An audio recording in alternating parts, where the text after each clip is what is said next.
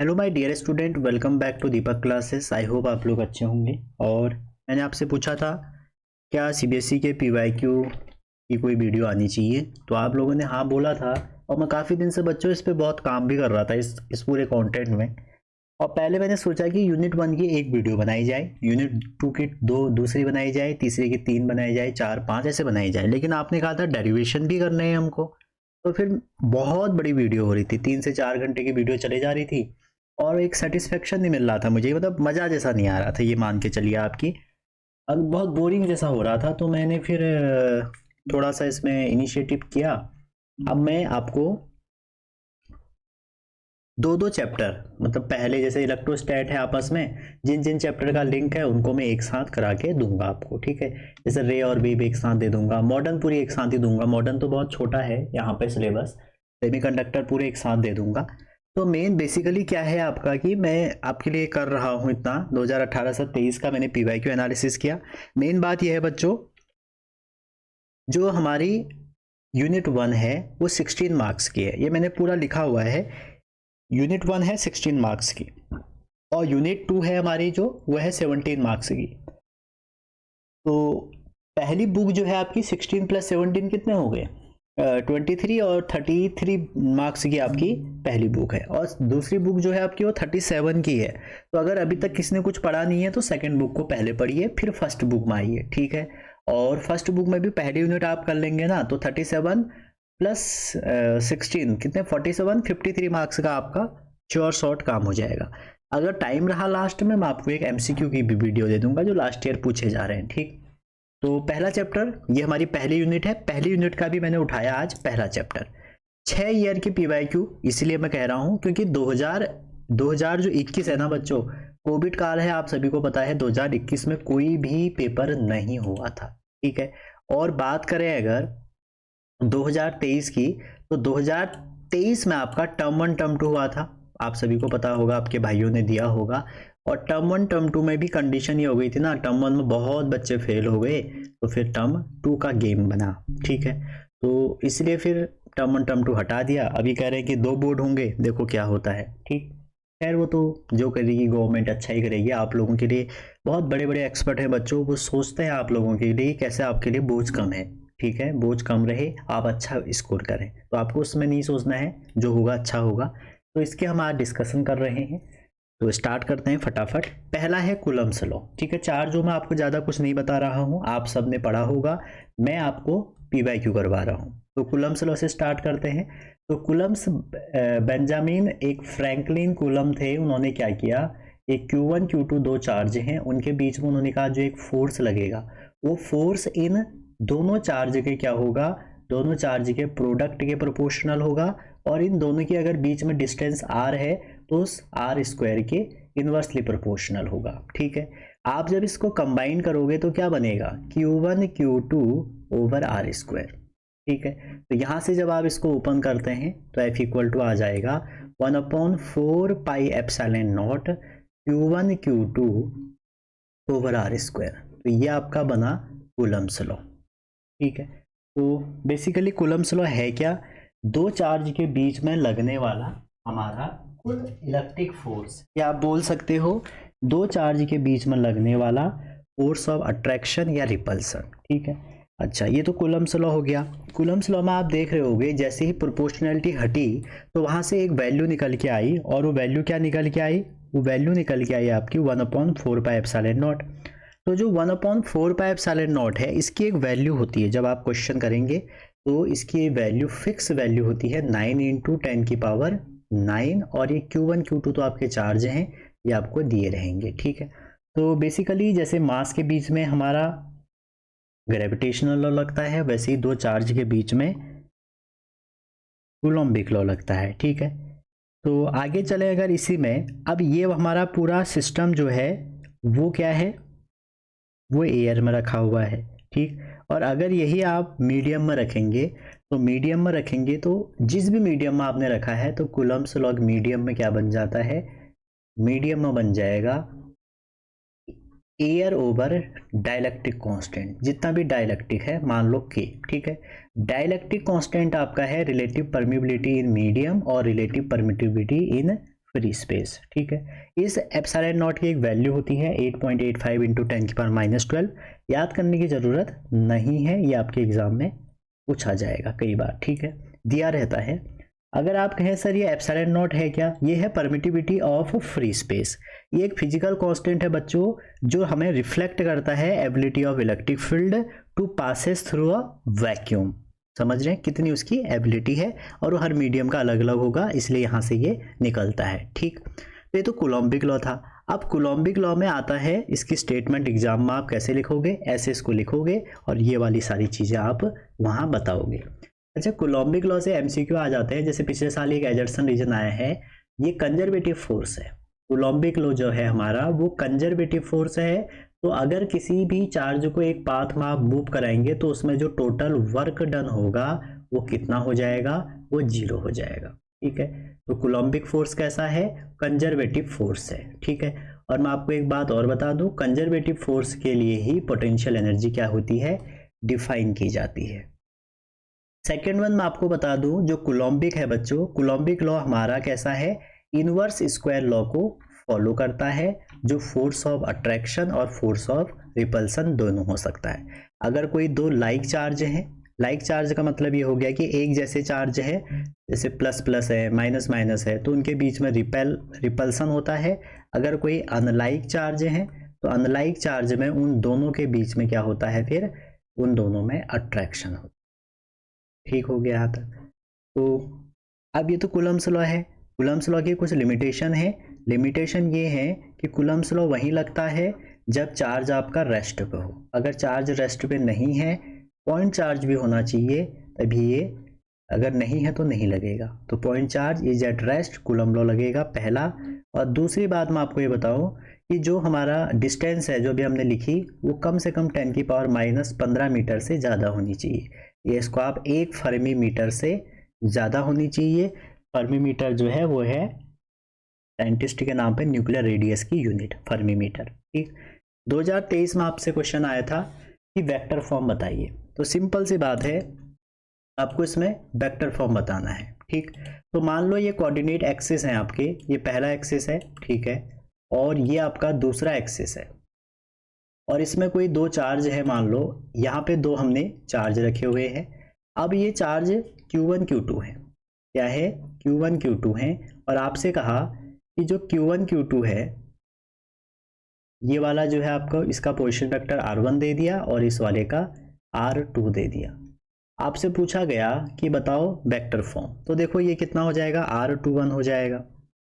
और आपकी इंफॉर्मेशन के लिए बता दें, R21 जो होगा वो R2 माइनस R1 होगा, और R21 अगर आप R12 के रिस्पेक्ट में लिखोगे तो ये बन जाएगा। ठीक है, और दूसरी बात, इसमें आपको यूनिट वेक्टर पता होना चाहिए। तो R vector over mod R जब भी आप कर देंगे तो यूनिट वेक्टर निकल आएगा। तो सबसे पहले अगर आप 1 का 2 पे निकालें, फोर्स ऑन 2 ड्यू टू 1 निकालें, तो कितना आ जाएगा, 1/4πε0। ठीक है, दोनों चार्ज Q1 Q2 और दोनों के बीच की डिस्टेंस कितनी हो जाएगी, R21 का होल स्क्वायर, और यहाँ पर क्या आ जाएगा, R21 वेक्टर आ जाएगा। सिमिलरली अगर आप फोर्स ऑन 1 ड्यू टू 2 लगाएंगे तो क्या होगा, ये इसको रिपल इधर करेगा F21 और F12 इधर लगेगा। तो जब आप ये करेंगे तो कितना आ जाएगा, 1/4πε0 और Q1 Q2 अपॉन में R12 square over R12 vector. अच्छा, ये जो वेक्टर है ना, हमें डायरेक्शन बतानी है इसमें और वेक्टर फॉर्म लिखना है, तो ये यूनिट वेक्टर होंगे। ठीक है, अब जब यूनिट वेक्टर में आप ये ओपन करेंगे, इससे ओपन करेंगे, तो हमारा इतना फॉर्म तो सेम रहेगा, यहाँ तक तो दोनों में सेम रहेगा, लेकिन जो R यूनिट वेक्टर है उसकी जगह पे क्या आ जाएगा, R21 वेक्टर और R2n मॉड आ जाएगा। ठीक है, तो जब इसको आप एक अदर फॉर्म लिखेंगे, अदर फॉर्म कैसे देखते हैं, आगे एक स्लाइड और लेनी पड़ेगी। तो अगर आप इसको F21 इक्वल टू लिखते हैं तो ये क्या बन जाएगा, 1/4πε0। ठीक है, Q1 Q2 और ये हो जाएगा आपका R21 वेक्टर ओवर R21 का क्यूब, ये तो हो जाएगा। सिमिलरली F12 अगर आप लिखें तो 1/4 pi epsilon naught Q1 Q2 और 1/2 में क्या हो जाएगा 1/2 वेक्टर ओवर 1/2 का क्यूब। अब आप देखिए अभी भी हमने देखा था लास्ट स्लाइड में कि R21 जो है वो आपका माइनस ऑफ R12 के बराबर होता है, ठीक है। तो एक में वैल्यू रख दें, अगर आप इसमें रखते हैं समथिंग ओवर तो ये हो जाएगा R12 वेक्टर अपॉन में माइनस R12 का क्यूब, ठीक है। दोनों को आप कंपेयर कर लें तो यहाँ से आप कह सकते हैं F21 equal to minus of F12। और यहाँ से कभी कभी क्वेश्चन ये भी आता है कि ये न्यूटन लॉ फॉलो करता है तो कैसे करेगा। तो हमने इन दोनों इक्वेशनों को क्या करा, कंपेयर करा, तो इसमें देखो बस माइनस का डिफरेंस आएगा, ठीक है। आगे चलते हैं कूलम्स लॉ से जो न्यूमेरिकल पूछे गए हैं। न्यूमेरिकल वो क्या है, पहला ये है कह रहा है कि plot of variation of graph. देखो ये ग्राफ वाले क्वेश्चन है। आप देखिए दो चार्ज के बीच में जो कूलम्बिक हमारा फोर्स होगा 4 पाई एप्सिलॉन नॉट 1/r² होगा। अब देखो इसमें दो चीजें हैं, अगर ये लाइक चार्ज होंगे, लाइक मतलब एक जैसे, प्लस प्लस माइनस माइनस, तो फोर्स कितना हो जाएगा प्लस समथिंग जो भी ये है पूरा, इसको हम m कर लेते हैं 1/r²। और सिमिलरली अगर ये अनलाइक चार्ज होंगे तो अनलाइक चार्ज के केस में हमारा क्या हो जाएगा F equal to minus m/r²। तो अगर इसका आप ग्राफ बनाएंगे F और 1/r² में, तो प्लस वाले का ये आ जाएगा और माइनस वाले का ये आ जाएगा। प्लस मतलब हो गया आपका लाइक वाले क्या करेंगे रिपल्सन, और माइनस का मतलब हो गया अट्रैक्शन। तो इसको हमें ग्राफिकली सॉल्व करना है, जो आपके पास ये सॉल्यूशन है। देखिए वैल्यू निकाली है, प्लस वाले का ऊपर को स्ट्रेट लाइन का ग्राफ, जो हमारा रिपल्सिव है, ठीक है, वो ऊपर को आ गया, और जो माइनस वाला है वो नीचे को आ गया। अगला क्वेश्चन है, ये पिछले साल ही आया था कि दो चार्ज हैं A और B जो लोकेट हैं 0 0 और A,0, फाइंड फोर्स। देखिए अब सबसे पहले आपने कोऑर्डिनेट सिस्टम बनाया, ये x एक्सिस है, ये y एक्सिस है, ठीक है। अब दो चार्ज, एक तो 0 0 पे है, एक मतलब यहाँ पे है, और दूसरा कहाँ पे है 2q पे है, ठीक है। तो जब ये दो चार्ज होंगे, पहला तो 0 0 पे है और इसका कोऑर्डिनेट क्या दिया है A,0, इसका मतलब ये A,A, इसका मतलब ये हो गया, इसका ये वाला कोऑर्डिनेट हो जाएगा A,0, ठीक है। अगर ये A पॉइंट है, ये B है, आपको A से B पे वेक्टर फॉर्म में फोर्स निकालना है B पर A की वजह से, ठीक है। तो ये कितना हो जाएगा 1/4 पाई एप्सिलॉन नॉट, वैसे ही रहेगा Q1 Q2, ठीक है। अब देखो यहीं से मेन कहानी है, आपको RAB जो डिस्टेंस है उसका क्यूब करना पड़ेगा, ये वेक्टर फॉर्म है, और RAB वेक्टर हो गया। अभी हमने पीछे वेक्टर फॉर्म करवाई थी। तो यहाँ से देखिए ये आपका अगर A है, ये जो RAB है, AB का हमारे कोऑर्डिनेट क्या हो जाएंगे, वो हो जाएंगे AI प्लस AJ, ठीक है। तो RAB की वैल्यू कितनी आ जाएगी AI प्लस AJ, और हमें इसका मॉड निकालना है, तो RAB का जो मॉड होगा वो कितना हो जाएगा A² प्लस A², 2², तो ये A√2 आ जाएगा। तो यहाँ पर जब वैल्यू रख देंगे तो ये इसकी वैल्यू हो जाएगी 9 × 10⁹ Q1 Q2, Q1 कितना है Q1 Q × 2Q, तो ये हो जाएगा 2Q²। और नीचे अगर डिस्टेंस की बारी आई तो डिस्टेंस में आप क्या करोगे, ठीक है, डिस्टेंस में आप RAB की वैल्यू रख दो, तो √2A का क्यूब कर लो, और RAB कितना आ जाएगा AI प्लस AJ। बस भैया सॉल्व करना है, 2 नंबर पाने हैं। तो सॉल्व करेंगे, आ जाएगा 9 × 10⁹ 9 × 2 × Q², और इसमें से A अगर आप बाहर निकाल देंगे I प्लस J, और नीचे से एक A कैंसिल हो गया, तो बच जाएगा ये 2√2A²। तो चाहो तो इस 2 को इस 2 से भी कैंसिल कर दो। तो ये आपका फोर्स हो गया, ये हमारे वेक्टर फॉर्म में है, ठीक है। आगे है इलेक्ट्रिक फील्ड लाइन। अब आप देखो थोड़ा सा, आप अगर यहाँ पर दिमाग लगाओगे, हमने सबसे पहले आपने पढ़ा होगा अपने स्कूल लेवल में कि एक चार्ज है, मान लो एक चार्ज है, इस चार्ज के इस सराउंडिंग में, यहाँ पर सराउंडिंग में क्या होता है बच्चों कि एक ऐसा रीजन है जहाँ पर हमारा एक दूसरा चार्ज फोर्स फील कर रहा है। मान लो यहाँ पे एक दूसरा चार्ज है, ये इस सराउंडिंग में इसके क्या कर रहा है, एक फोर्स फील कर रहा है, जिसको हमने कूलम्बिक फोर्स से निकाला। अब ये जो रीजन है ना, इसी रीजन को हम बोलते हैं इलेक्ट्रिक फील्ड। और इलेक्ट्रिक फील्ड की जो स्ट्रेंथ है उसको कौन बताते हैं, इलेक्ट्रिक फील्ड लाइन। ठीक है, तो जितनी ज्यादा फील्ड लाइन होंगी उतनी ही ज्यादा इलेक्ट्रिक फील्ड होगा। तो इलेक्ट्रिक फील्ड लाइन होती क्या है, एक तरह से आप ये बोल सकते हो कि सर ये इमेजिनरी कंसेप्ट है। क्या है, इमेजिनरी कंसेप्ट है, हाइपोथेटिकल एक कंसेप्ट है, जिससे हम क्या करते हैं, एक रियल फील्ड की को डिफाइन करते हैं। ठीक है, अब इलेक्ट्रिक फील्ड को अगर हम यहाँ पे डिफाइन करते हैं तो इसका मतलब ये हो गया कि किसी भी सरफेस से जितनी नंबर ऑफ लाइन निकलेंगी या क्राउडेड अगर लाइन कहीं पर होंगी तो इसका मतलब है वहां पे स्ट्रॉन्ग फील्ड होगा। ठीक है, ये क्वेश्चन पूछे जाते हैं। तो इलेक्ट्रिक फील्ड लाइन क्या है, electric field line used to determine strength of magnetic field. ठीक है, it is a imaginary concept to define real क्या फील्ड। और ये एक तरह से हमारे 3D कर्व होते हैं। ठीक है, तो कई बार आपसे पूछा जाता है कि पॉजिटिव चार्ज की क्या होंगी, तो पॉजिटिव चार्ज की हमारी इलेक्ट्रिक फील्ड लाइन आउटवर्ड होती है ऐसे। ठीक है, और वहीं अगर आपसे पूछ दिया जाए कि नेगेटिव चार्ज का क्या होगा, नेगेटिव का क्या होती है, इनवर्ड होती है। अब देखो ये क्यों होती है, वैसे तो ये वन शॉट में आप क्या समझना है, बहुत कम टाइम है आपके पास, होता ये है फिर भी आप समझो। जैसे पॉजिटिव चार्ज है, इसके सराउंडिंग में एक इलेक्ट्रिक फील्ड है, इलेक्ट्रिक फील्ड है तो यहाँ पे फोर्स लगेगा, तो हम क्या करते हैं, टेस्ट चार्ज लाते हैं इसके सराउंडिंग में। और टेस्ट चार्ज क्या होता है, वो हमेशा पॉजिटिव होता है, हम उसको यूज करते हैं इलेक्ट्रिक फील्ड को डिफाइन करने के लिए उसकी डायरेक्शन। ये प्लस इनमें क्या होगा, रिपेल हो गया। ऐसे आप इसके सराउंडिंग में घुमाओगे तो इसको ये रिपेल करेगा। ठीक है, सेम यहाँ पे अगर आप टेस्ट चार्ज लेके आओगे तो क्या होगा, ये इसको अट्रैक्ट करेगा। तो इसलिए ये इनवर्ड और आउटवर्ड होती है। ठीक है, आगे चलिए, अगर एक प्लस हो गया और एक माइनस हो गया तब क्या होंगी ये, अगर एक प्लस चार्ज हो गया एक माइनस हो गया, या आप डायपोल कह सकते हैं, तो प्लस से तो माइनस की तरफ होंगे ऐसे। ठीक है, और माइनस की अपनी कंडीशन जो आपकी अभी आपने करी थी कि प्लस से बाहर को जाएंगी, माइनस से इनवर्ड आएंगी। तो ये आपके डायपोल की वजह से इलेक्ट्रिक फील्ड लाइन है।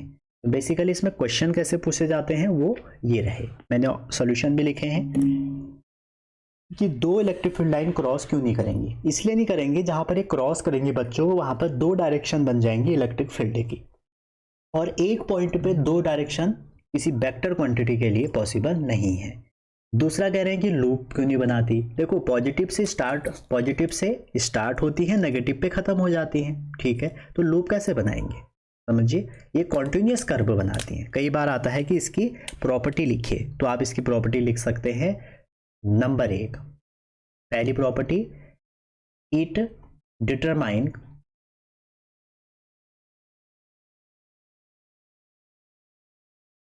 Strength of electric field. क्या बताती हैं, strength of electric field.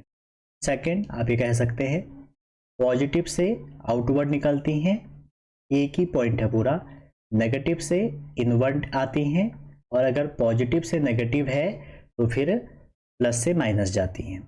Third, अगर आप इसके कर्व पे टेंजेंट बना दो, जो टेंजेंट टू कर्व होगा वो आपको क्या देगा, इलेक्ट्रिक फील्ड लाइन।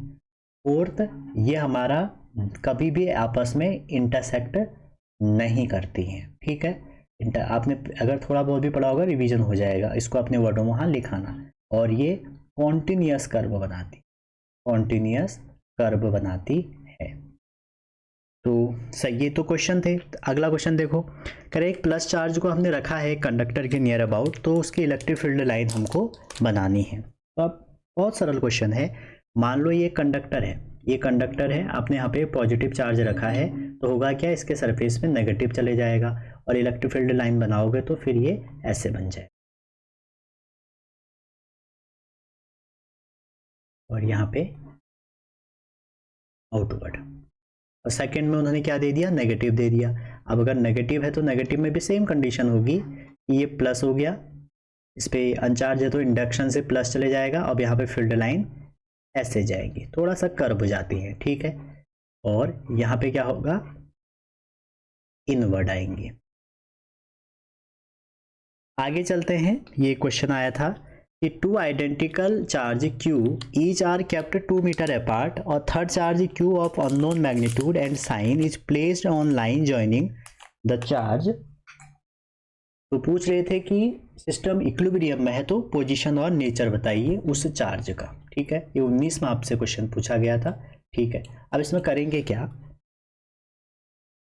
मान लो एक चार्ज ये है और एक चार्ज ये है, दो चार्ज है और कितनी दूरी पर रखे हैं, ऐसा कहा जा रहा है कि 2 मीटर की दूरी पे रखे हुए हैं। और जब 2 मीटर की दूरी में रखे होंगे तो होगा क्या कि जो Q है, मान लीजिए कोई एक ऐसा पॉइंट यहाँ है x डिस्टेंस पे जहाँ पर ये हमारा इलेक्ट्रिक फोर्स 0 है। ठीक है, और यहाँ पे हमने Q रख दिया।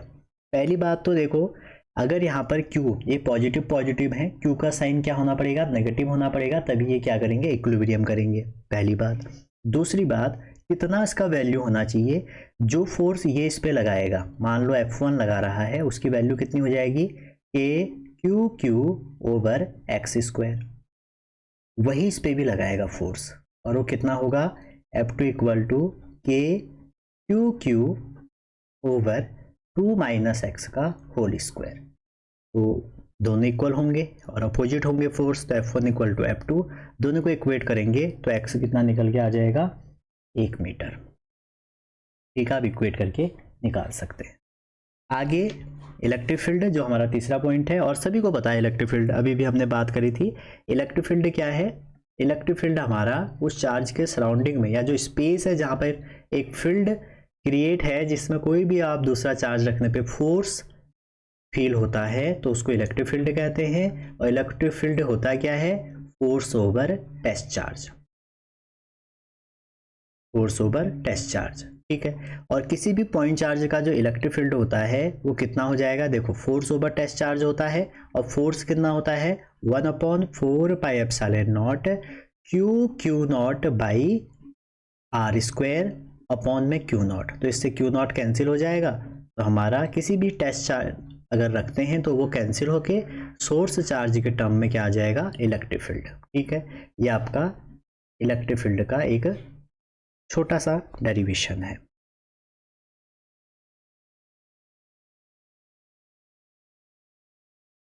आगे चलते हैं। इसी में इलेक्ट्रिक फील्ड का ये क्वेश्चन आपसे पूछा गया था कि एक प्लस Q चार्ज है, ठीक है, और एक माइनस Q चार्ज है, जो कहाँ पर रखे हैं, B और C पे रखे हुए हैं। तो पूछा जा रहा था कि A पे कितना हमारा इलेक्ट्रिक फोर्स होगा, इलेक्ट्रिक फील्ड होगा। तो देखो ये प्लस चार्ज है तो यहाँ पर क्या होगा, ये इसको रिपेल करेगा, यहाँ पे आउटवर्ड होता है इलेक्ट्रिक फील्ड, तो E1 हो गया। ये माइनस है तो इसका कहाँ होगा, E2 यहाँ होगा, और रिजल्टेंट कहाँ बन जाएगा, बीच में बन जाएगा। अब देखिए जो E1 की वैल्यू है वो कितनी हो जाएगी, E1 की वैल्यू हो जाएगी KQ बाई, और ये आपको A दे रखी है, A और A, KQ by A square. और जो E2 है वो कितना हो जाएगा, वो हो जाएगा आपका 2KQ बाई A स्क्वायर, क्योंकि चार्ज वहाँ पे 2 टाइम Q था। तो अगर आप देखें जो E2 है वो हमारा 2 टाइम E1 है, तो रिजल्टेंट कितना हो जाएगा, देखो ये सारे एंगल 60-60 होंगे क्योंकि इक्विलेटरल ट्राइंगल है, और अगर सारे 60 होंगे तो ये पूरा 120 हो जाएगा। तो पैरेललोग्राम लॉ अगर हम लगा दें, E नेट कितना आ जाएगा, E1 का स्क्वायर E2 का square plus 2E1 E2 cos 120। ठीक है, ये पैरेललोग्राम लॉ लगा दिया। cos 120 कितना होता है, माइनस हाफ। तो E1 ही रख दो, E2 क्या रख दो, 2E1 स्क्वायर, ठीक है, प्लस यहाँ इंटू करेंगे तो कितना आ जाएगा, 2 से 2E1 और यहाँ हो जाएगा 2E1 और cos 120 माइनस हाफ। तो पूरा सॉल्व करेंगे 4, 5 और ये हो जाएगा 3, तो आ जाएगा 3E1, √3E1 आपका आंसर हो गया। E1 की वैल्यू रख दो तो फाइनल आंसर कितना आ जाएगा, √3 time KQ over A square. बस अब इसको आपने सॉल्व करना था, ठीक है। अब डायरेक्शन भी पूछा है तो डायरेक्शन क्या हो जाएगा, अगर रिजल्टेंट का उससे एंगल, ये वाला जो रिजल्टेंट है इसका ये एंगल अल्फा है, तो आपको पता ही होना चाहिए E1 वाले का वर्टिकल कंपोनेंट तो साइन 120, E1 वाले का हॉरिजॉन्टल कंपोनेंट cos 120 और बाकी बचा हुआ क्या था E2। सबकी वैल्यू रख दो, आंसर आ जाएगा, ठीक है। ये तो एक क्वेश्चन था। अगला ये सेम क्वेश्चन, इसमें देखिए जो आपको ये स्क्वायर दिया है, थोड़ा सा इसको आपको समझना है, सेंटर पे निकालना है। तो सेंटर पे जब निकालोगे तो होगा क्या, ये प्लस चार्ज है, ओ पे निकालेंगे तो प्लस से ओ पे क्या होगा, आउटवर्ड होगा।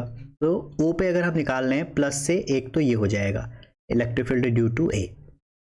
अच्छा, बी से क्या होगा, बी से उसी तरफ होगा क्योंकि बी से इनवर्ड होता है, तो ई बी इसी साइड को होगा। सी से देखेंगे, सी भी इसी साइड को होगा, तो यहाँ ई ए प्लस ई सी हो जाएगा। अच्छा, डी से देखेंगे तो डी का भी आउटवर्ड होगा, तो ए डी हो गया। तो पहले तो आप डायरेक्शन देखिए, जैसी डायरेक्शन लिख ली तो इनका रिजल्टेंट कहाँ होगा भैया, रिजल्टेंट होगा इनका बीच में, ठीक है। तो पहले इन दोनों का रिजल्टेंट निकाल लो, मान लो E1 है, फिर इन दोनों का रिजल्टेंट निकाल लो, मान लो E2 है। तो फाइनल आंसर कितना हो जाएगा, E1 square plus E2 square, ठीक है। ये ई नेट हो गया, लेकिन E1 निकालना पड़ेगा। तो E1 इक्वल टू है EB प्लस ED, और मैंने फॉर्मूला बताया KQ बाय आर स्क्वायर, तो ये KQ हो गया। अपॉन में देखिए, देखो साइड √2 दे रखी है, तो साइड अगर √2 देंगे तो उसका डायगोनल कितना हो जाएगा, डायगोनल 1 हो जाएगा, ठीक है। तो ये 1 का स्क्वायर हो जाएगा, क्योंकि हम तो डायगोनल में चल रहे हैं ना। अगर ये √2 है, आप देखिए ये कोई स्क्वायर है, उसका ये √2 है, ये √2 है, ठीक है। और हमें इस डायगोनल की बात करनी है, तो क्या आएगा, √2 स्क्वायर प्लस 2 स्क्वायर 4, तो डायगोनल कितना आ जाएगा 2, क्योंकि रूट के अंदर 4 आएगा। √2 स्क्वायर प्लस 2, तो √4 मतलब 2, और हम आधी डिस्टेंस की बात कर रहे हैं, तो हाफ कितनी हो जाएगी, 1 हो जाएगी। ये सारी क्या हो जाएगी, स्क्वायर में सेम होती है, तो ये 1 स्क्वायर, और ई डी भी वही होगा फिर, KQ ओवर 1 स्क्वायर, तो ये हो जाएगा 2KQ। तो E1 तो निकल गया, E2 निकालते हैं। E2 में क्या होगा, E2 में EA कितना आ जाएगा, अगेन वही KQ, चार्ज तो सेम ही दिया है, तो KQ ओवर 1 स्क्वायर और KQ ओवर 1 स्क्वायर, तो ये भी उतना ही आएगा 2KQ। तो दोनों सेम है E1 और E2, तो E1 E2 सेम होंगे, तो ये कितना आ जाएगा, ये आ जाएगा आपका √2 E1 कर लीजिए, और E1 की एक किसी की भी E1 कर लीजिए, E2 कर लीजिए, वैल्यू रख दीजिए, और आपका फाइनल आंसर आ जाएगा। जो रिजल्टेंट होगा वो कहाँ होगा, इस डायरेक्शन में, मतलब अलोंग OC कह सकते हो या DC कह सकते हो, ठीक है। आगे है इलेक्ट्रिक डायपोल। तो इलेक्ट्रिक डायपोल क्या होता है, दो चार्ज का ऐसा कॉम्बिनेशन जो इक्वल हो, अपोजिट हो, दो चार्ज का ऐसा कॉम्बिनेशन जो इक्वल हो, अपोजिट हो, और 2a की डिस्टेंस में अगर रखी हो, तो उनको वो हमारा क्या बनाती हैं, इलेक्ट्रिक डायपोल, ठीक है। आप ये भी लिख सकते हो एग्जाम में, electric dipole is the combination of two equal and opposite charge separated by a finite distance is called electric dipole, ठीक है। और इलेक्ट्रिक डायपोल मोमेंट की स्ट्रेंथ दी जाती है इलेक्ट्रिक डायपोल मोमेंट वेक्टर से, जिसकी वैल्यू होती है distance into magnitude of one charge, ठीक है। और ये कहाँ से कहाँ होता है, ये माइनस से प्लस होता है, वेक्टर क्वांटिटी है, ठीक है। इसका हम डेरिवेशन में भी आगे यूज करेंगे। तो जनरली यहाँ से सारे क्या आते हैं, क्वेश्चन आते हैं, ठीक है, और डेरिवेशन आते हैं। आगे चले, डायपोल में होता है क्या है ना बच्चों, अगर ये -q है, ठीक है, और ये आपका +q है, और आपसे कहा इसकी एक्सिस में निकालो यहाँ पे इलेक्ट्रिक फील्ड, कहाँ से, सेंटर से r डिस्टेंस पे इलेक्ट्रिक फील्ड निकालो, तो उसका फॉर्मूला निकल के आता है ये एक्सिस का 2kp ओवर r क्यूब, ठीक है। और वहीं अगर -q है और ये +q है, और आपसे कहा इसके मिड पॉइंट से यहाँ पे निकालो, तो इसका जो फॉर्मूला निकल के आता है इसको बोलते हैं इक्वेटोरियल, और ये आता है KP/RQ। ठीक है, तो आपको ध्यान में रखना है ये दोनों फॉर्मूला। पहली कंडीशन को बोलते हैं एक्सियल कंडीशन और दूसरी कंडीशन को बोलते हैं इक्वेटोरियल। ठीक है, अच्छा पिछली बार, बाद में मैं सेपरेट दूंगा MCQ की वीडियो, फिर भी आपको ध्यान देना है। देखो डायपोल की वजह से इलेक्ट्रिक फील्ड कैसे डिपेंड कर रहा है, R3। तो पिछली बार पूछा था अगर R को डबल कर दें तो इलेक्ट्रिक फील्ड कितना हो जाएगा, तो 1/8 टाइम हो जाएगा। और डायपोल की वजह से फोर्स कैसे डिपेंड करेगा, वो भी 1/R³ ही करेगा। ठीक है, अच्छा जी, अब ये रहे डेरिवेशन, क्या क्या है, axial, equatorial, force and torque. ठीक है, अब हम पहले ये डेरिवेशन करेंगे, उसके बाद हम फिर आगे को कंटिन्यू करते हैं। ठीक है, और डेरिवेशन बच्चों मतलब अभी तक तो ये ट्रेंड रहा है, पिछली बार का भी अगर मैं बता दूं, इक्वेटोरियल जो है, इक्वेटोरियल 2023 में पूछी है। तो मुझे जहां तक लगता है इस साल जो कोई डेरिवेशन आएगा वो या तो एक्सियल आएगा या फिर फोर्स या टॉर्क आएगा, दोनों में से एक तो आएगा। क्योंकि होता क्या है, ये जो डायपोल है इसकी डेरिवेशन और गॉस लॉ की डेरिवेशन दोनों पूछी जाती हैं। ठीक है, और ये 2023 में पूछी हैं। ठीक, उससे पहले देखो 2022 में टर्म 1 टर्म 2 हुआ था, तो 2022 में पूछने का सवाल नहीं है। 21 में पेपर नहीं हुआ था, 20 में एक्सियल आई थी, तो फिर 19 में ये आई थी। तो ऐसे ही चलता रहता है इनका, तो ये पूछा गया था। ठीक, चलिए आगे चलते हैं, पहले हम डेरिवेशन सीखेंगे, उसके बाद आप इसके आगे बढ़ेंगे। अब हम करते हैं एक्सियल कंडीशन की डेरिवेशन, और ये हमारा जो एक्सियल और इक्वेटोरियल कंडीशन है बच्चों, ये हैं डायपोल की इलेक्ट्रिक फील्ड निकालने की दो अलग अलग कंडीशन। ठीक है, तो एक्सियल कंडीशन में क्या है, आपके पास एक चार्ज रहेगा, एक डायपोल रहेगा, उससे आपको क्या निकालना पड़ेगा, उसके एक्सिस पे इलेक्ट्रिक फील्ड निकालना पड़ेगा। तो आपको ये जो डेरिवेशन है इसमें पता होना चाहिए कि डायग्राम कैसे बनाया जाता है। ठीक, तो आपके पास ये डायपोल का फिगर है, जिसमें डायपोल के बीच की जो डिस्टेंस है वो हम 2a ले लेते हैं। ओ इसका मिड पॉइंट है, तो मिड पॉइंट से इधर a डिस्टेंस और इधर भी a डिस्टेंस। अब जैसे कि नाम से पता लग रहा है एक्सियल कंडीशन, तो एक्सिस पे निकालना है। तो एक्सियल कंडीशन है, मान लो एक्सिस पे आपको कहाँ पे निकालना है, यहाँ पे कैलकुलेट करना है। ये एक पॉइंट P है। ठीक है, तो P पॉइंट पे आपको क्या निकालना है, इलेक्ट्रिक फील्ड निकालना है, और O से इस P की डिस्टेंस क्या है, R। तो ये आपको डायग्राम बनाना पड़ेगा सबसे पहले। ठीक है, और ये इलेक्ट्रिक जो हमारा डायपोल है, इसमें एक हम टर्म डिफाइन करते हैं 2AQ, चार्ज इनटू सेपरेशन या सेपरेबल डिस्टेंस का जो प्रोडक्ट होता है उसको आप बोलते हैं इलेक्ट्रिक डायपोल मोमेंट। अब इस P पॉइंट पे आप देखो कितने लोग कांटेक्ट में हैं, B वाला, A वाला। और हम जानते हैं कि जो इलेक्ट्रिक फील्ड होता है पॉइंट चार्ज से, उसका जो फॉर्मूला होता है, ठीक है, पॉइंट चार्ज का इलेक्ट्रिक फील्ड का आपका फॉर्मूला होता है KQ/R², और जहाँ पर K क्या है, 1/4πε0। तो जब आप ये डेरिवेशन करेंगे तो आप सबसे पहले इस माइनस का इस P पे निकालो, और उसके बाद प्लस Q का निकाल लो। तो माइनस Q से आप देखें, ये A डिस्टेंस है इतनी, ये A है, और यहाँ से लेके यहाँ तक क्या है, R है। तो माइनस Q से क्या हो जाएगा, KQ, टोटल डिस्टेंस क्या हो जाएगा, R + A का होल स्क्वायर। ठीक है, हम यहाँ पे माइनस Q नहीं लिखेंगे क्योंकि डायरेक्शन हम यहाँ पे यूज़ कर रहे हैं, और इसकी जो डायरेक्शन होगी वो कहाँ से कहाँ को होगी, P से B की ओर, तो हम लिख देते हैं BP। ठीक है, सिमिलरली दूसरे केस में अगर हम लिखें तो KQ, टोटल डिस्टेंस कितनी हो जाएगी भैया, ये R है, इतनी A है, तो ये हो जाएगा R - A का स्क्वायर, और ये हो जाएगा आपका कहाँ से कहाँ को, P से लेके B। अच्छा, ये माइनस वाला था ना, तो माइनस में A होगा यहाँ पे, P से लेके A तक, और ये हो जाएगा B से P तक, क्योंकि प्लस वाले का आउटवर्ड होता है। ठीक है, तो ये हमने इलेक्ट्रिक फील्ड लिख दिया। अब देखो रिजल्टेंट में तो हम दोनों को ऐड करेंगे। जब हम रिजल्टेंट इलेक्ट्रिक फील्ड देखेंगे तो आपको माइनस में प्लस ऐड करना पड़ेगा, लेकिन ध्यान दीजिए जो मैग्नीट्यूड है आपका माइनस Q का, वो आपका प्लस Q से छोटा है। क्यों है भैया, क्योंकि देखो ये जो प्लस क्यू है इसकी डिस्टेंस कम है यहाँ तक, तो डिस्टेंस कम है तो फील्ड क्या होगा, ज़्यादा होगा।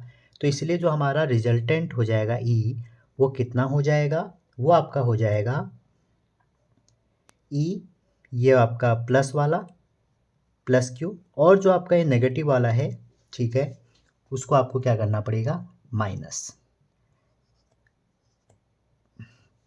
क्योंकि हमें एक डायरेक्शन में लाने पड़ेंगे तो हमको ये सब करना पड़ेगा। तो फाइनली जब डायरेक्शन देखेंगे तो वो कौन सी वाली हो जाएगी, वो हो जाएगी प्लस वाले की, बी से पी की तरफ। ठीक है, अब वैल्यू रख के सॉल्व करना है। तो दोनों की वैल्यू रखें, अगर के क्यू आपका बाहर आ गया, पहले वाले का अगर हम प्लस वाले का रखें, ये आपका ई प्लस क्यू है और ऊपर वाला क्या है, ई माइनस क्यू है। तो ई इसकी वैल्यू रख दे तो ये आ जाएगा 1/r-a का whole square minus r plus a का होल स्क्वायर। एलसीएम ले लेते हैं, तो के क्यू एलसीएम लेके हो जाएगा r प्लस a का स्क्वायर r माइनस a का स्क्वायर अपॉन में r minus a r plus a whole square. ठीक है, अब आप ध्यान दीजिए, कई बार ये चीज़ें आप पढ़ते हैं, a प्लस बी का स्क्वायर और a माइनस बी का स्क्वायर जो आपका होता है वो होता है 4ab, और a प्लस बी और a माइनस बी जो आपका होता है वो होता है a square minus b square. तो जब आप ये चीज़ें यहाँ पे लगाओगे इस स्टेप पे, तो आपका जो इलेक्ट्रिक फील्ड की वैल्यू आएगी वो कितनी आ जाएगी, के क्यू ऊपर हो जाएगा 4ar अपॉन में R square minus A square की पावर 2। ठीक है, अब हमने अभी भी डिफाइन किया था P इक्वल टू क्या होता है, 2aq, तो P के टर्म में इसको डिफाइन करेंगे तो आ जाएगा 2kp और एक r रहेगा अपॉन में R square minus A square की पावर 2। तो ये वैसे तो आपका फाइनल आंसर है, ठीक है, लेकिन एक इसमें कभी कभी हम कंडीशन लगाते हैं कि अगर r बहुत बड़ा हो जाएगा a से तो आप a को अवॉइड कर सकते हैं, तो a को अवॉइड कर देंगे तो एक्सिस पे जो हमारा इलेक्ट्रिक फील्ड हो जाएगा डायपोल किया 2p/r³। तो ये आपका फाइनल आंसर हो गया। ठीक है, अब हम डिस्कस करते हैं इक्वेटोरियल। तो इक्वेटोरियल कंडीशन सबसे पहले आपको ये पता होना चाहिए कि होती क्या है। जैसे बच्चों ये डायपोल है आपका, ये माइनस है प्लस है, आपको इसके मिड पॉइंट से r डिस्टेंस पे क्या निकालना है, इलेक्ट्रिक फील्ड, इसको आप बोलते हैं इक्वेटोरियल कंडीशन। ठीक है, अब यहाँ पर मेन कंडीशन ये आती है ना, तो यहाँ पर हमारा एक लाइन में नहीं आ पाते। ठीक है, जैसे हमारे एक्सियल में एक लाइन में आ जाते हैं वैसे यहाँ नहीं आ पाते। क्यों, अगर आप इस माइनस से इस P पॉइंट पे इलेक्ट्रिक फील्ड निकालोगे तो किस साइड लगेगा, इनवर्ड लग जाएगा। ठीक है, इसको हम E माइनस क्यू लिख लेते हैं। अगर आप इस प्लस का निकालेंगे तो प्लस का कहाँ लगेगा, आउटवर्ड, E प्लस क्यू, क्योंकि आप सभी को पता है, ठीक है, ये आपका क्या हो जाएगा, E प्लस क्यू। आप सभी को पता है कि प्लस चार्ज का क्या होता है, आउटवर्ड, और माइनस चार्ज क्या क्या होता है, इनवर्ड। अब देखिए, अगर ये एंगल आपका थीटा है तो आपका जो रिजल्टेंट आपका ये बनेगा इस डायरेक्शन में बनेगा, तो आपको यहाँ पर रिजॉल्व करने पड़ेंगे कंपोनेंट। ठीक है, देखो माइनस क्यू और प्लस क्यू की जो वैल्यू आएगी यहाँ पर भी इलेक्ट्रिक फील्ड की कितनी आ जाएगी, ये आर है ये ए है, तो ये वाली जो साइड है अगर आप इसको ए बी पी करते हो तो पाइथागोरस से ए पी जो आएगा वही बी पी आ जाएगा, और वो कितना आ जाएगा, √r² प्लस ए स्क्वायर। ये तो आपका ए पी बी पी आ गया। तो r² प्लस जो ए स्क्वायर आपका है उस वाले केस में क्या लग जाएगा कि हम जब इलेक्ट्रिक फील्ड निकालेंगे तो दोनों कंडीशन में हमारा ए पी बी पी है, तो दोनों कंडीशन में ए पी बी पी है, तो इसका क्या हो जाएगा, के क्यू ओवर माइनस क्यू का निकालना है तो यहाँ से लेके यहाँ तक की डिस्टेंस ए पी का स्क्वायर और के क्यू बी पी का स्क्वायर। ठीक है, फॉर्मूला कौन सा लग रहा है, ये वाला। तो आपने ए पी भी निकाला बी पी भी निकाला, बस डायरेक्शन देखिए, इस वाले का डायरेक्शन कहाँ हो जाएगी, पी से ए की तरफ, माइनस वाले की, तो इसको आप पी ए लिख सकते हैं ऐसे, और बी वाले की कहाँ हो जाएगी, आउटवर्ड, तो इसको आप बी पी लिख सकते हैं ऐसे। ठीक है, अब जब आप इसको रिजॉल्व करेंगे तो देखिए जो हमारे कंपोनेंट बने, एक बार आप इसका रिजोल्यूशन देखिए, ये प्लस वाले का हॉरिजॉन्टल जो कंपोनेंट होगा ई क्यू कॉस थीटा हो जाएगा और वर्टिकल क्या हो जाएगा ई क्यू साइन थीटा। इस माइनस वाले को रिजॉल्व करेंगे तो इसका आ जाएगा ई माइनस क्यू कॉस थीटा और इस साइड आ जाएगा E Q sine theta minus वाला। तो ये वाला कंपोनेंट इससे कैंसिल हो जाएगा, वर्टिकल कंपोनेंट क्या होंगे कैंसिल हो जाएंगे, हॉरिजॉन्टल ऐड हो जाएंगे। ठीक है, तो जब आप ई इक्विवेलेंट निकालेंगे तो कितना आ जाएगा E plus Q cos theta plus E minus Q cos theta और डायरेक्शन क्या आएगी नेगेटिव, नेगेटिव को होगा। अब एक बात और देखिए, ए पी बी पी बराबर है के इक्वल क्यू इक्वल, तो जितना आपका ई क्यू है उतना ही आपका ई माइनस क्यू है। ठीक है, तो इनको ऐड करें तो आ जाएगा -2 ई क्यू, एक ही लिख लीजिए या माइनस लिख लीजिए या प्लस लिख लीजिए, ये आ गया। अब आप वैल्यू रख दीजिए यहाँ पे, आंसर आ जाएगा। ठीक है, तो हो जाएगा -2, इसकी वैल्यू आ जाएगी के क्यू और आपने यहाँ पे क्या रख दिया ए पी की वैल्यू हो जाएगी आपकी √r² प्लस a²। और अगर इसमें कॉस थीटा लगाएं तो कॉस थीटा ये वाले ट्राइंगल में क्या हो जाएगा बेस ओवर हाइपोटेनियस, तो ये आ जाएगा आपका r² प्लस a² और ये रूट का 1 हो जाएगा। तो इसको ऐड करके सॉल्व करेंगे तो आ जाएगा 2AQ के अपॉन में r² प्लस a² की पावर 3/2। तो फिर से आपको मैं बता दूं 2AQ क्या होता है P, electric dipole moment vector. तो E की वैल्यू आ जाएगी KP over r² plus a² की पावर 3/2। अगर r बहुत बड़ा होगा a से तो E आ जाएगा आपका KP ओवर RQ। ठीक है, तो एक्सियल और इक्वेटोरियल में डिफरेंस ये है कि एक्सियल का जितना भी इलेक्ट्रिक फील्ड आएगा वो इक्वेटोरियल के लिए हाफ होगा। अब तीसरा जो इसका डेरिवेशन है वो ये है कि डाइपोल को अगर आप यूनिफॉर्म फील्ड में डाल दें तो क्या होगा। तो देखो बहुत आसान चीज़ें हैं, अगर ये कोई इलेक्ट्रिक फील्ड है आपका, ठीक है, और आपने इसमें डाइपोल रखा, ठीक, मान लो ये डाइपोल है -Q और ये +Q, ठीक, इसकी डिस्टेंस कितनी है 2a है। तो जब यूनिफॉर्म फील्ड में आप डाइपोल को रखोगे तो उस पर 2 फोर्स लगेंगे, प्लस वाले पे जो फोर्स लगेगा इस साइड लग जाएगा FQE। ठीक है, क्योंकि इलेक्ट्रिक फील्ड में लगने वाला फोर्स क्या होता है QE, और माइनस पे किस साइड लगेगा इस साइड पे लगेगा, और कितना लगेगा -QE। अगर आप देखें +QE और -QE दो फोर्स को अगर आप नेट निकालें तो नेट कितना आ जाएगा QE प्लस -QE, तो आंसर कितना आ जाएगा 0। और ये बात कहाँ की हो रही है अभी यूनिफॉर्म फील्ड की। तो यूनिफॉर्म फील्ड में अगर आपसे एक नंबर में क्वेश्चन आएगा कि डायपोल पे कितना फोर्स होता है, आप उसको कहेंगे 0। ठीक है, अब नेट जो हमारा ट्रांसलेटिंग फोर्स है वो तो 0 है। अगर 0 है तो आप इससे क्या कंक्लूड कर सकते हैं, दो इक्वल और अपोजिट फोर्स एक्ट हो रहे हैं डिफरेंट पॉइंट ऑफ डायपोल पे, तो वो बनाएंगे आप आपस में क्या बनाएंगे कपल, और कपल क्या बनाता है टॉर्क, और टॉर्क का जो फॉर्मूला होता है आपने 11th क्लास में पढ़ा होगा, परपेंडिकुलर डिस्टेंस इनटू फोर्स। तो परपेंडिकुलर डिस्टेंस कितनी है, देखिए अगर ये एंगल थीटा है, ये 2a है, तो ये डिस्टेंस कितनी हो जाएगी 2a साइन थीटा। ठीक है, तो परपेंडिकुलर डिस्टेंस हो गई 2a साइन थीटा, और फोर्स कितना हो गया कोई भी एक फोर्स ले लो इनटू QE, थोड़ा सा रीअरेंज करोगे 2AQE साइन थीटा, तो ये हो जाएगा PE साइन थीटा। तो डाइपोल पे लगने वाला जो टॉर्क होगा वो कितना हो जाएगा P साइन थीटा, शॉर्ट में कह सकते हैं P क्रॉस E।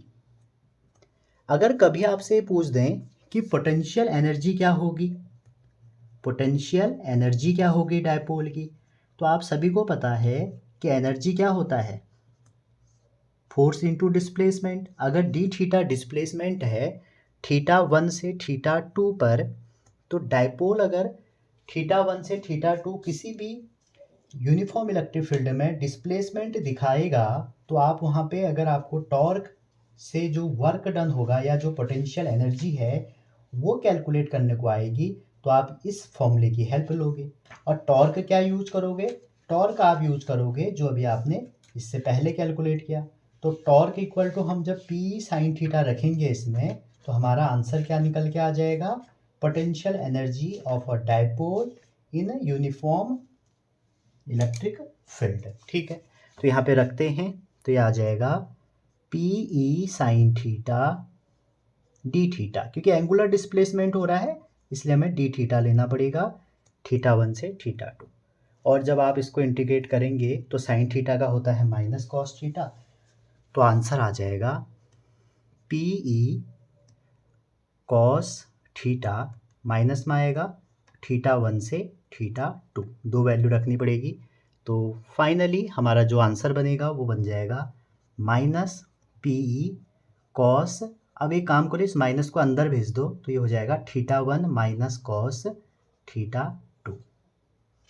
और ये है potential energy of a dipole. Clear है यहाँ तक? वैसे तो थीटा 2 माइनस थीटा 1 होना था, लेकिन माइनस साइन की वजह से हमारा जो माइनस है वो कहाँ पहुँच गए? अंदर पहुँच गए। ठीक है, अच्छा इसमें ना बच्चों दो कंडीशन होती हैं जो पूछा जाता है कई बार। स्टेबल इक्विलिब्रियम को समझाओ, स्टेबल इक्विलिब्रियम को समझाओ और अनस्टेबल इक्विलिब्रियम को समझाओ। ठीक है, तो स्टेबल इक्विलिब्रियम तब होगी जब हमारा डाइपोल जो है, जब हमारा डाइपोल थीटा 90 डिग्री से, देखो 90 दोनों में फिक्स होगा थीटा, 90 डिग्री से जब आपका ओरिएंटेशन कहाँ को दिखाएगा? स्टेबल में जब 0 डिग्री की तरफ दिखाएगा तो इसको हम बोलते हैं स्टेबल। और अगर थीटा 180 डिग्री टू 180 चले जाएगा तो इसको बोलते हैं अनस्टेबल। ठीक है, आप इस फॉर्मूले को थोड़ा और रीअरेंज कर सकते हो। अगर थीटा 1 आपका थीटा है, थीटा 2 आपका, या एक काम करो थीटा 1 90 है, थीटा 2 अगर 0 है तो पोटेंशियल एनर्जी का फॉर्मूला हो जाएगा minus P E cos theta. तो कई बार ये क्वेश्चन पूछे जाते हैं कि स्टेबल और अनस्टेबल बताओ। ठीक है, स्टेबल जो हमारा इक्विलिब्रियम है वहाँ पर क्या होता है, स्टेबल में अगर कभी कभी ओरिएंटेशन लिखने को आ जाता है तो ओरिएंटेशन में स्टेबल जो हमारी इक्विलिब्रियम होगी वहाँ पर पोटेंशियल एनर्जी क्या होती है? मिनिमम होती है। क्या होगी? यहाँ पर U जो होगा वो मिनिमम होगा और यहाँ पे U जो होगा वो मैक्सिमम होगा। U मतलब पोटेंशियल एनर्जी। ठीक है, तो स्टेबल में हमारा जो डाइपोल मोमेंट है वो पैरेलल टू क्या होता है? फील्ड होता है। ठीक है, स्टेबल में जो आपका P होगा वो और जो E होगा वो ऐसे होंगे, और अनस्टेबल में एंटी पैरेलल होंगे, P इधर होगा E इधर होगा। ठीक है, अच्छा ये तो यूनिफॉर्म फील्ड की बात थी। अगर आपने नॉन यूनिफॉर्म फील्ड में रख दिया तो MCQ एक नंबर का बनता है कई बार। तो नॉन यूनिफॉर्म फील्ड में अगर कभी भी नॉन यूनिफॉर्म फील्ड में पूछेगा तो फोर्स भी नॉन जीरो होगा, टॉर्क भी नॉन जीरो होगा डाइपोल पर। एक नंबर का बहुत सारे एग्जामों में क्वेश्चन आया हुआ है। ठीक है, अब जब डाइपोल यहाँ रोटेट करेगा तो कई बार उसका टाइम पीरियड भी पूछा जाता है। तो टाइम पीरियड का फॉर्मूला होता है T equal to 2 √I / PE। एक एक नंबर के क्वेश्चन है, डेरिवेशन का पार्ट नहीं है। ठीक है, ये था हमारा सेट 1 डेरिवेशन जिसमें आपको डाइपोल से रिलेटेड चीज़ें पूछी जाएंगी। अब मैं आपको इसके बाद कराऊंगा सेट 2। तो अब ये क्वेश्चन है, देखिए डाइपोल से रिलेटेड है। डेरिवेशन करने के बाद कह रहे हैं कि ड्राइव एन एक्सप्रेशन फॉर, ये अभी हमने कर लिया है, distance of equatorial is half. देखो अभी भी मैंने आपको बताया था ना, ये बड़ा क्वेश्चन है, अभी एक नंबर में भी आया था, वो बाद में अगर मैं MCQ की कोई वीडियो बनाऊंगा उसमें मैं आपको दिखाऊंगा। देखो चाहे एक्सियल हो इक्वेटोरियल हो, आर क्यूब है, आर क्यूब पे डिपेंड करता है। कह रहे हैं अगर उसको आधा कर दिया जाए, मान लो उस केस में इलेक्ट्रिक फील्ड E1 है, इसको अगर हाफ कर देंगे तो क्या आ जाएगा? 2R का, नहीं डबल क्या करें, हाफ कर दिया, तो हाफ कर दिया तो R/2 का क्यूब हो जाएगा। तो आप कह सकते हैं 8 ऊपर चले जाएगा, 8/R³। तो आप ये बोलेंगे कि जो E1 है वो क्या हो जाएगा? E/8 हो जाएगा। तो ऐसे भी आपसे क्वेश्चन आ जाते हैं डेरिवेशन के पीछे से। क्वेश्चन 10 देखो 19 में आया था जो मैं आपसे कह रहा था, इस बार क्या आया था? इस बार इक्वेटोरियल का आया था। ठीक है, अब है इलेक्ट्रिक फ्लक्स। तो इलेक्ट्रिक फ्लक्स को अगर आप डिफाइन करेंगे, देखो सबसे पहले पॉइंट चार्ज आया, उसके बाद कूलम्बिक लॉ आया, कूलम्बिक लॉ के बाद इलेक्ट्रिक फील्ड आया, इलेक्ट्रिक फील्ड के बाद इलेक्ट्रिक फ्लक्स आया। तो इलेक्ट्रिक फ्लक्स क्या होता है? इलेक्ट्रिक फ्लक्स बच्चों हमारा होता है total number of electric field line. ठीक है, अगर आपको इलेक्ट्रिक फ्लक्स डिफाइन करना होगा तो क्या होता है?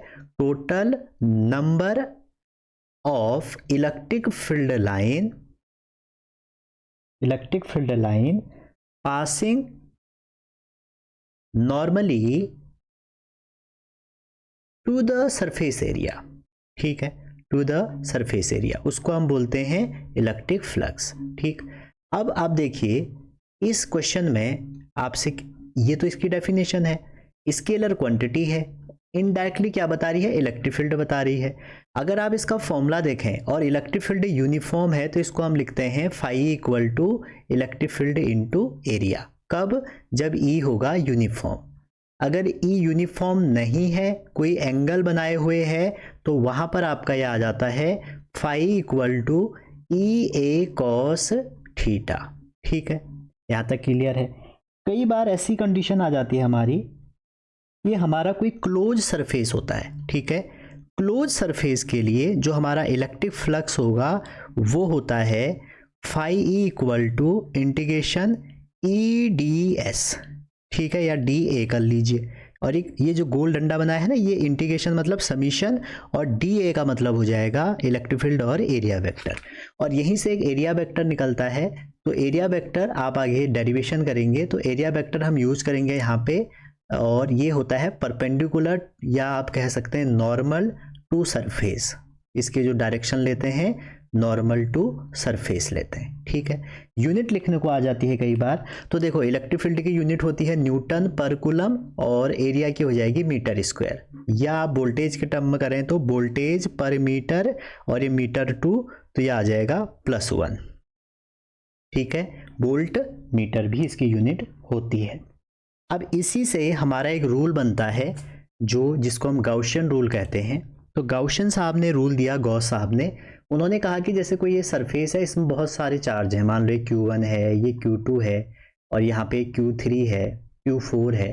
तो उन्होंने बोला कि जो फ्लक्स बाउंडेड होगा इस सरफेस से, टोटल फ्लक्स जो बाउंडेड होगा वो, या टोटल फ्लक्स जो होगा वो टोटल चार्ज का 1/ε0 होगा। ठीक है, या आप इसको ऐसे कह सकते हैं कि ये क्लोज सरफेस है, E.dA इक्वल टू क्या हो जाएगा? Q/ε0। अब आप यहाँ पे ध्यान से देखिए, जो ये हमारे सारे चार्ज हैं इसकी वजह से होता है लेफ्ट हैंड।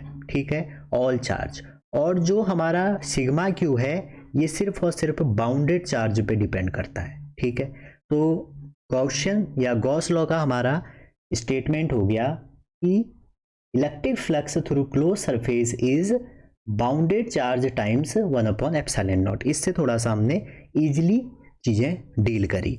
अच्छा, गॉस लॉ पे ना बच्चों सिमेट्री होनी ज़रूरी है। देखो कूलम्ब्स लॉ से भी हमारा इलेक्ट्रिक फील्ड आता है, गॉस से भी आता है। यहाँ पे अगर पॉइंट चार्ज है तो पॉइंट चार्ज के लिए सिमेट्री होती है स्पेरिकल, वो आगे आप डेरिवेशन में देखेंगे। ठीक है, लाइन चार्ज होगा तो वो हो जाएगा सिलेंड्रिकल। ठीक है, और एक बात और ध्यान रखना, ये जो हमारा गॉस लॉ है ये आपका इनवर्स स्क्वायर लॉ को फॉलो करता है। अगर कहीं पर भी थोड़ा सा डेविएशन हुआ तो ये फॉलो नहीं होगा। ठीक है, अब इलेक्ट्रिक फ्लक्स होता है 3 तरह का। पहला ये होता है कि अगर आपका थीटा कितना हो जाए 0 डिग्री, अगर आपका थीटा क्या हो जाए 90 डिग्री, अगर आपका थीटा हो जाए 180 डिग्री, और आप फ्लक्स ऑलरेडी देखते हैं, फ्लक्स इक्वल टू होता है E A cos थीटा। ठीक है, तो अगर थीटा 0 है दैट मीन्स E और A आपके एक ही डायरेक्शन में हैं, पैरेलल वेक्टर हैं, तो वहाँ पे फ्लक्स पॉजिटिव होता है।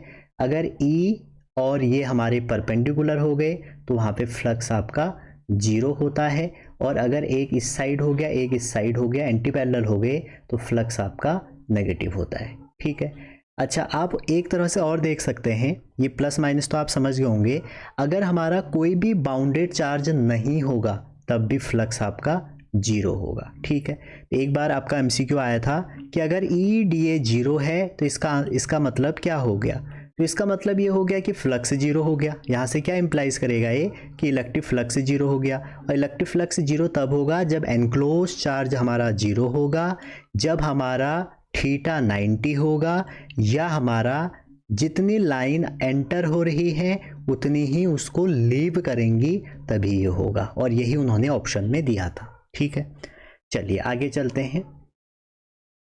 अब चलते हैं कुछ क्वेश्चन पे। ठीक है, क्वेश्चन अभी डेरिवेशन हम ना बच्चों इसके लास्ट में ही कर लेंगे, जितने भी डेरिवेशन है। फिलहाल पहले क्वेश्चन करते हैं। तो क्वेश्चन क्या कह रहा है देखिए, कह रहे हैं कि एक इलेक्ट्रिक फील्ड यूनिफॉर्म है जो एक्स डायरेक्शन में लग रहा है और उसका मैग्नीट्यूड इतना इतना है, एक्स में इतना दिया है। देखो जो हमारा ये यूनिफॉर्म है इलेक्ट्रिक फील्ड, ये एक सिलेंडर है और यहाँ पे ये एक्स एक्सिस, ये वाई एक्सिस।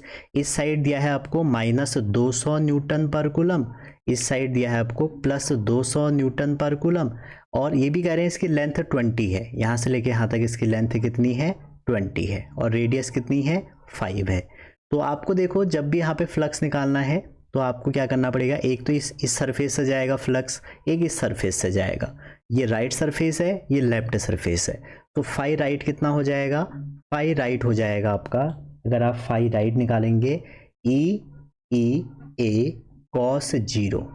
ठीक है, क्यों, क्योंकि E इधर को और A भी इधर को, और यहाँ पे E इन्होंने इस साइड को दिया है, A इस साइड को।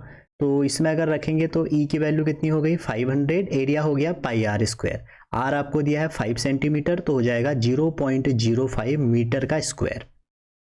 इसको हम सॉल्व करेंगे तो 1.57 के अबाउट आएगा।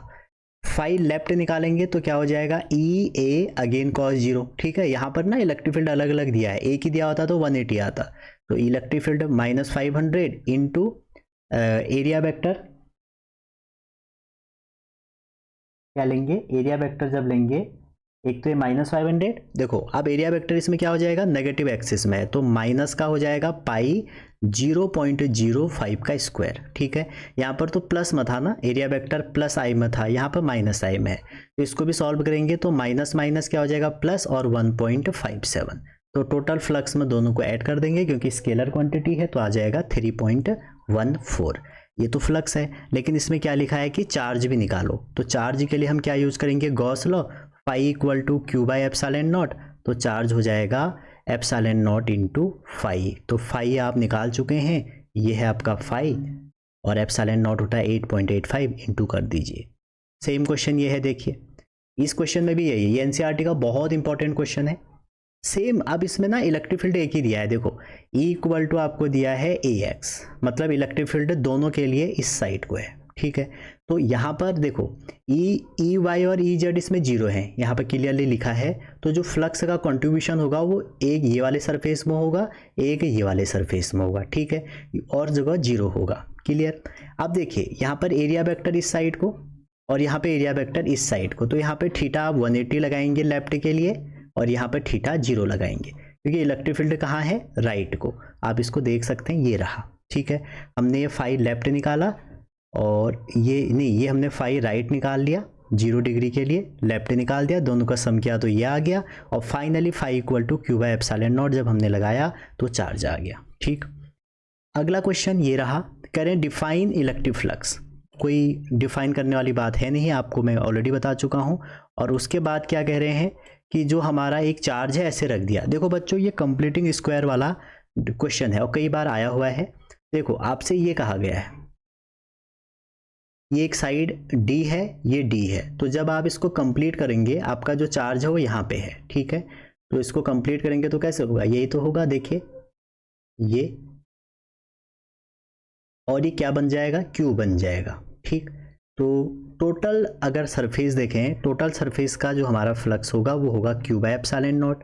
और जो ये हमारा सरफेस बना, इसमें कितने फेस, कितने वो बने सरफेस, 6 बने। देखो 1 2 3 4, एक फ्रंट एक बैक, तो एक सरफेस का कितना हो जाएगा, आपको एक ही सरफेस दिया है तो हो जाएगा Q/ε0, और 6 से डिवाइड करना पड़ेगा। ठीक, सेकंड इसमें क्वेश्चन ये कह रहे हैं कि अगर हम इसकी साइड या इसको डबल करें तो कुछ अफेक्ट पड़ेगा, तो नहीं पड़ेगा क्योंकि इलेक्ट्रिक फ्लक्स आपका डायमेंशन पे डिपेंड नहीं करता। कई बार ऐसे क्वेश्चन आते हैं कि अगर एक स्पेयर है उसमें क्यू चार्ज है, अगर रेडियस डबल कर दें तो कितना होगा, तो कोई फ़र्क नहीं पड़ता।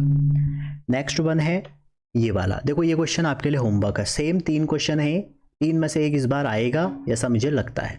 सेम वही कंडीशन लगानी है जो हमने इससे 2 पहले क्वेश्चन में किया। नेक्स्ट क्वेश्चन है ये वाला, कह रहे इलेक्ट्रिक फ्लक्स निकालो। पहला कह रहे हैं कि फ्लक्स का रेशियो निकालो। देखो S1 ये वाला सरफेस है, इससे निकालोगे 5 1 तो क्या हो जाएगा, टोटल चार्ज बाउंडेड Q तो Q by epsilon not. S2 के लिए निकालोगे तो x2 में कितने चार्ज हो जाएंगे, देखो ये Q है और इसके अंदर ये 2Q और Q दोनों हो जाएंगे, तो दोनों को ऐड करोगे 3Q बाई एप्सिलॉन नॉट। तो दोनों का अगर वो कर देंगे डिवाइड तो 1/3 आ जाएगा। आगे कह रहे हैं सेकेंड पार्ट कि if a medium of dielectric is introduce in the space S2 और इन प्लेस ऑफ एयर। अच्छा, वो कह रहे अगर यहाँ पर हमने एक डाइलेक्ट्रिक भर दिया तो S1 का फ्लक्स में क्या फ़र्क पड़ेगा, कुछ नहीं पड़ेगा बच्चों, S2 में फ़र्क पड़ेगा। S1 का तो ये अंदर है ना सारा तामझाम, यहाँ पे फिल करते तो तब फ़र्क पड़ता, यहाँ पे हमने यहाँ किया है, ठीक है। अच्छा, गॉस लॉ अगर डाइलेक्ट्रिक की कंडीशन में पूछेंगे तो EDS इक्वल टू हो जाता है Q by K epsilon not, ठीक है। चलिए आगे चलते हैं। ये वाला क्वेश्चन है कि आपको E दिया है, ठीक है, और साइड दे रखी है, कह रहे हैं कि plane parallel to Y Z axis. तो पहला पार्ट है प्लेन पैरेलल किसके है, वाई जेड एक्सिस के, तो थीटा कितना हो जाएगा 0 डिग्री। तो इलेक्ट्रिक फ्लक्स कितना हो जाएगा, अपना फॉर्मूला लगा लीजिए EA cos 0, ठीक है। तो इलेक्ट्रिक फील्ड कितना हो गया, इलेक्ट्रिक फील्ड आपका आ गया 2 × 10⁻³ × 20 × 10⁻⁻² का क्यूब, हमने मीटर में बदल दिया। एक तो पार्ट ए हो गया। दूसरा पार्ट ये है, आपसे कह रहे हैं कि if what will be flux same square if plane angle of 30x axis. तो 30x एक्सिस से बनाएंगे तो टोटल प्लेन का एंगल कितना हो जाएगा 60 डिग्री। तो उस केस में जो फ्लक्स हो जाएगा वो हो जाएगा EA cos ऑफ 60, ठीक है। तो यहाँ पे E हो जाएगा 2 × 10⁻³ और 20 सेंटीमीटर को अगेन मीटर, क्योंकि स्क्वायर है, स्क्वायर का एरिया होता है साइड स्क्वायर, ठीक है, ये स्क्वायर है यार, साइड स्क्वायर, और cos ऑफ 60 होता है 1/2। तो यहाँ से आप आंसर निकाल सकते हैं। अब है डेरिवेशन नंबर 2, और बच्चों मैं आपसे कह रहा हूँ ये जो डेरिवेशन सेट 2 है इसमें से एक क्वेश्चन आएगा, जैसे 2023 में आया था, ये 21 में आया था, ठीक है, इससे पहले ये पूछे गए थे। तो हम पहले डेरिवेशन कर लेते हैं, उसके बाद हम अब क्वेश्चन करेंगे, ठीक है। और जैसे हम डेरिवेशन कर लेंगे ना, आप देखेंगे जैसे हम डेरिवेशन कर लेंगे, ये डेरिवेशन का क्वेश्चन है, ठीक है, 2018 में आया था।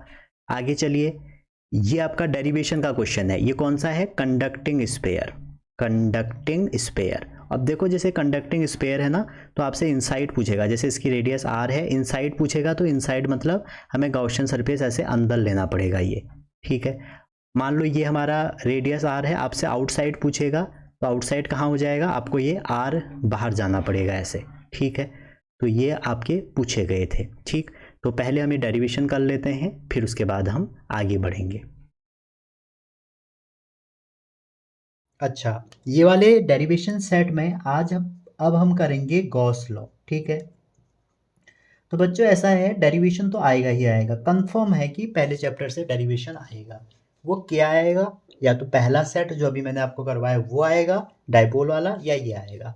अब देखो गॉस लॉ सीखो आप, आपको बहुत सारी चीज़ें अपने आप ही समझ में आएंगी, और शायद 2 या 3 डेरिवेशन तो गॉस लॉ ही दिलाता है, ठीक। तो गॉस लॉ बेसिकली है क्या, गॉस साहब ये कहते हैं कि अगर कोई क्लोज सरफेस है, ठीक है, उसका जो फ्लक्स होता है, फ्लक्स मतलब इलेक्ट्रिक फ्लक्स जो होता है, उसका जो कितना चार्ज बाउंडेड है उसका 1/ε0 होता है, ठीक है। ये हम अभी थ्योरी में देख चुके हैं।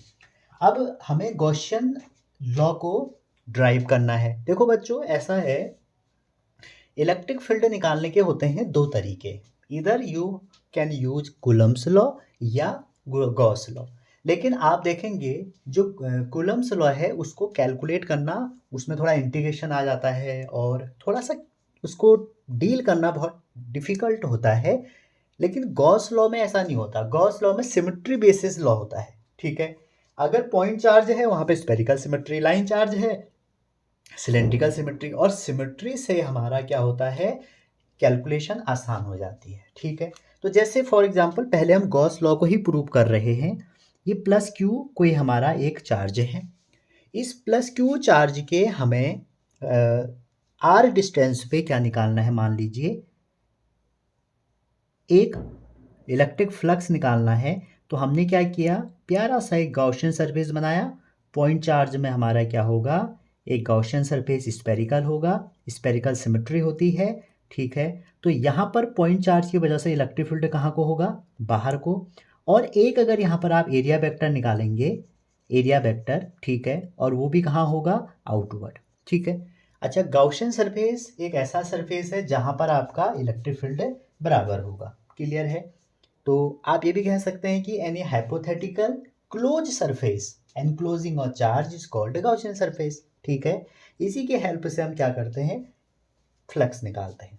अब आप यहाँ पे देखिए, जब ये दोनों सेम डायरेक्शन में हैं तो आपका थीटा 0 हो गया, तो फ्लक्स कितना हो जाएगा, देखो फ्लक्स का फॉर्मूला होता है integration close integral E D A को ओपन करोगे तो आपको मिलेगा ई डी ए कॉस 0, क्योंकि एंगल क्या हो गया दोनों का 0, तो फाई इक्वल टू क्या हो जाएगा, ई डी ए, ठीक है।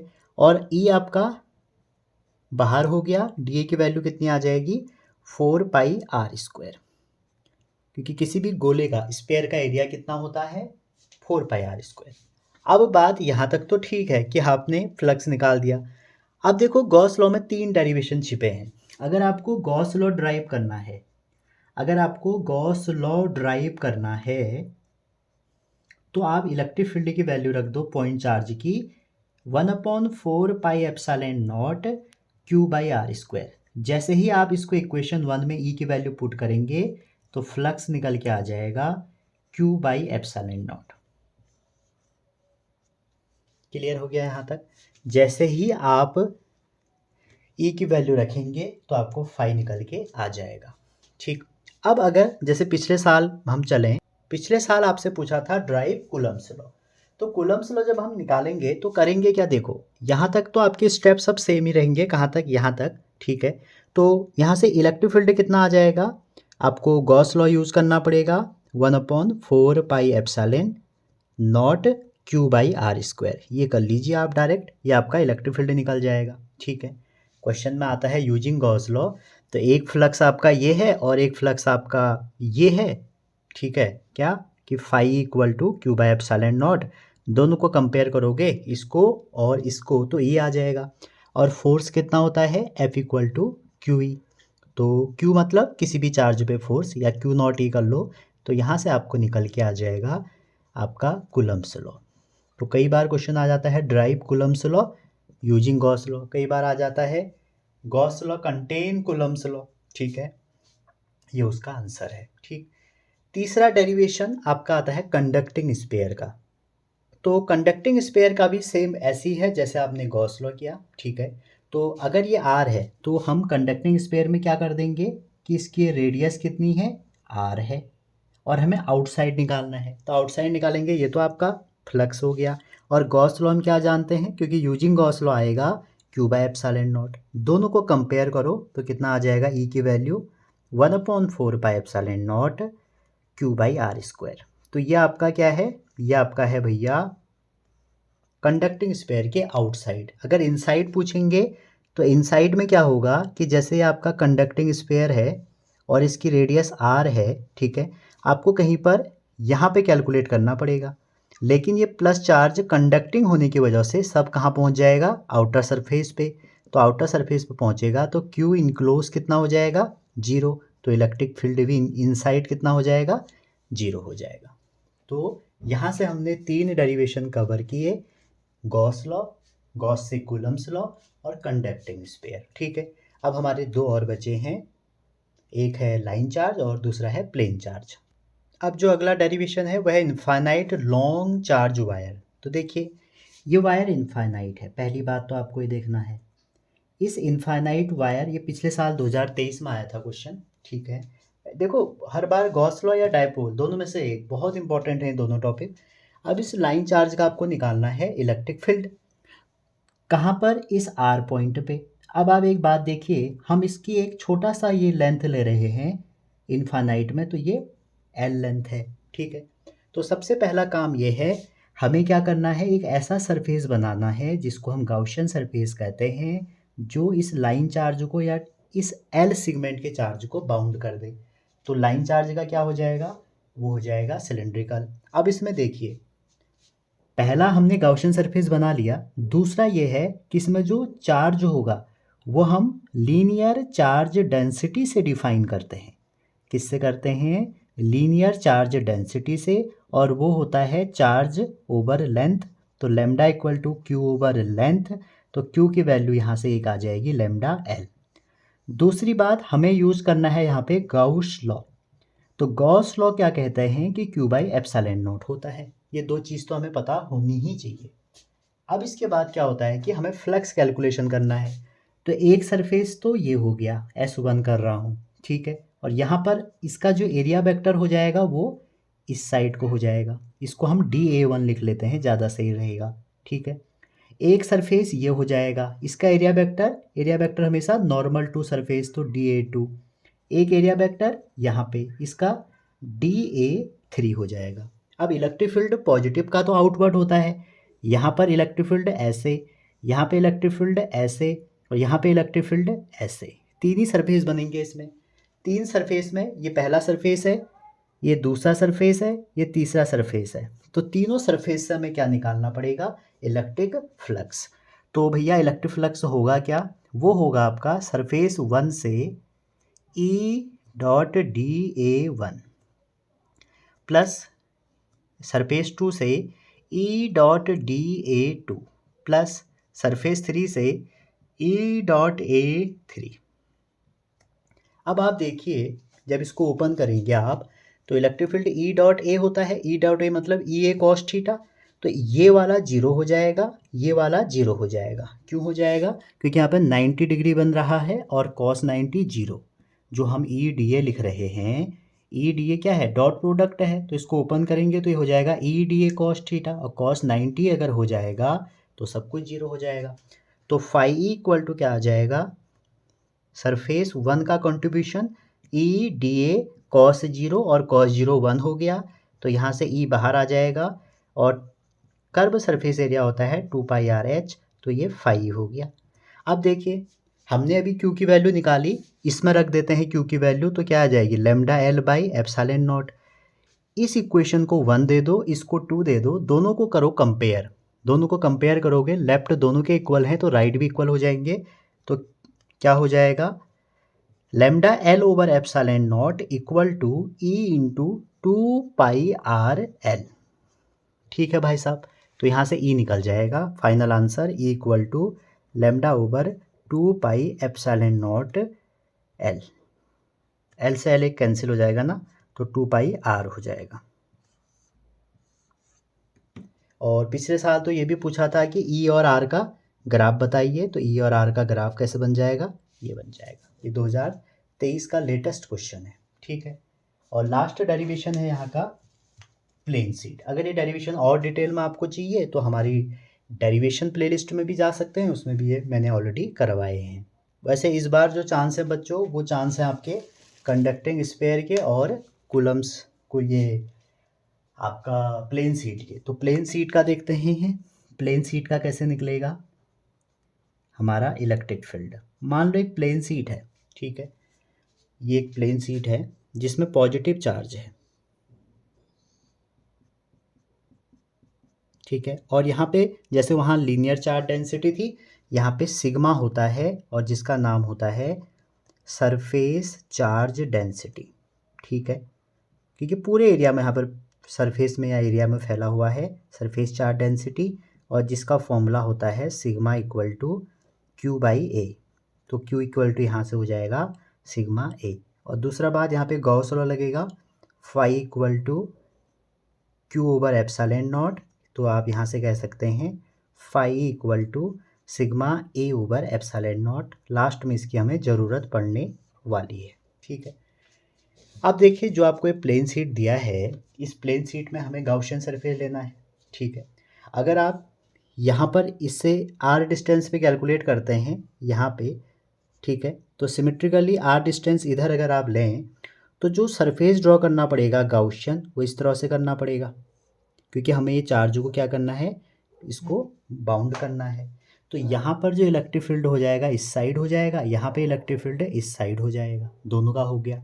यहाँ पे एरिया वेक्टर इस साइड हो जाएगा और यहाँ पे भी इस साइड हो जाएगा।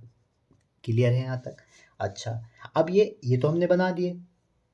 यहाँ से एक नई चीज़ें निकलेगी, दो सरफेस बन गए, सरफेस 1 सरफेस 2। हम यह जूम कर रहे हैं कि इसका जो टोटल सरफेस एरिया है वो आपका ए है। तो फ्लक्स कितना हो जाएगा, S1 से E डॉट डी ए पहला surface, E dot D A, और दोनों में एंगल कितना है, सेम डायरेक्शन, तो 0 डिग्री। तो ये हो जाएगा cos 0 मतलब 1, तो E D A cos 0 plus E D A cos 0।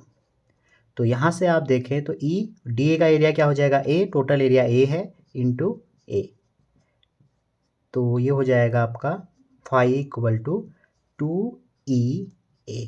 ठीक है, तो ये हमें फाई निकल के आ गया। इसको आप कंपेयर कर दो जो आपने ये निकाल के रखा है, तो लेफ्ट दोनों के इक्वल हैं तो राइट भी इक्वल होंगे, 2EA। तो ऐसे मर गया, तो इक्वल टू क्या आ जाएगा, इक्वल टू आ जाएगा सिग्मा ओवर 2 एप्सिलॉन नॉट। और ये आर पे डिपेंड नहीं करता है।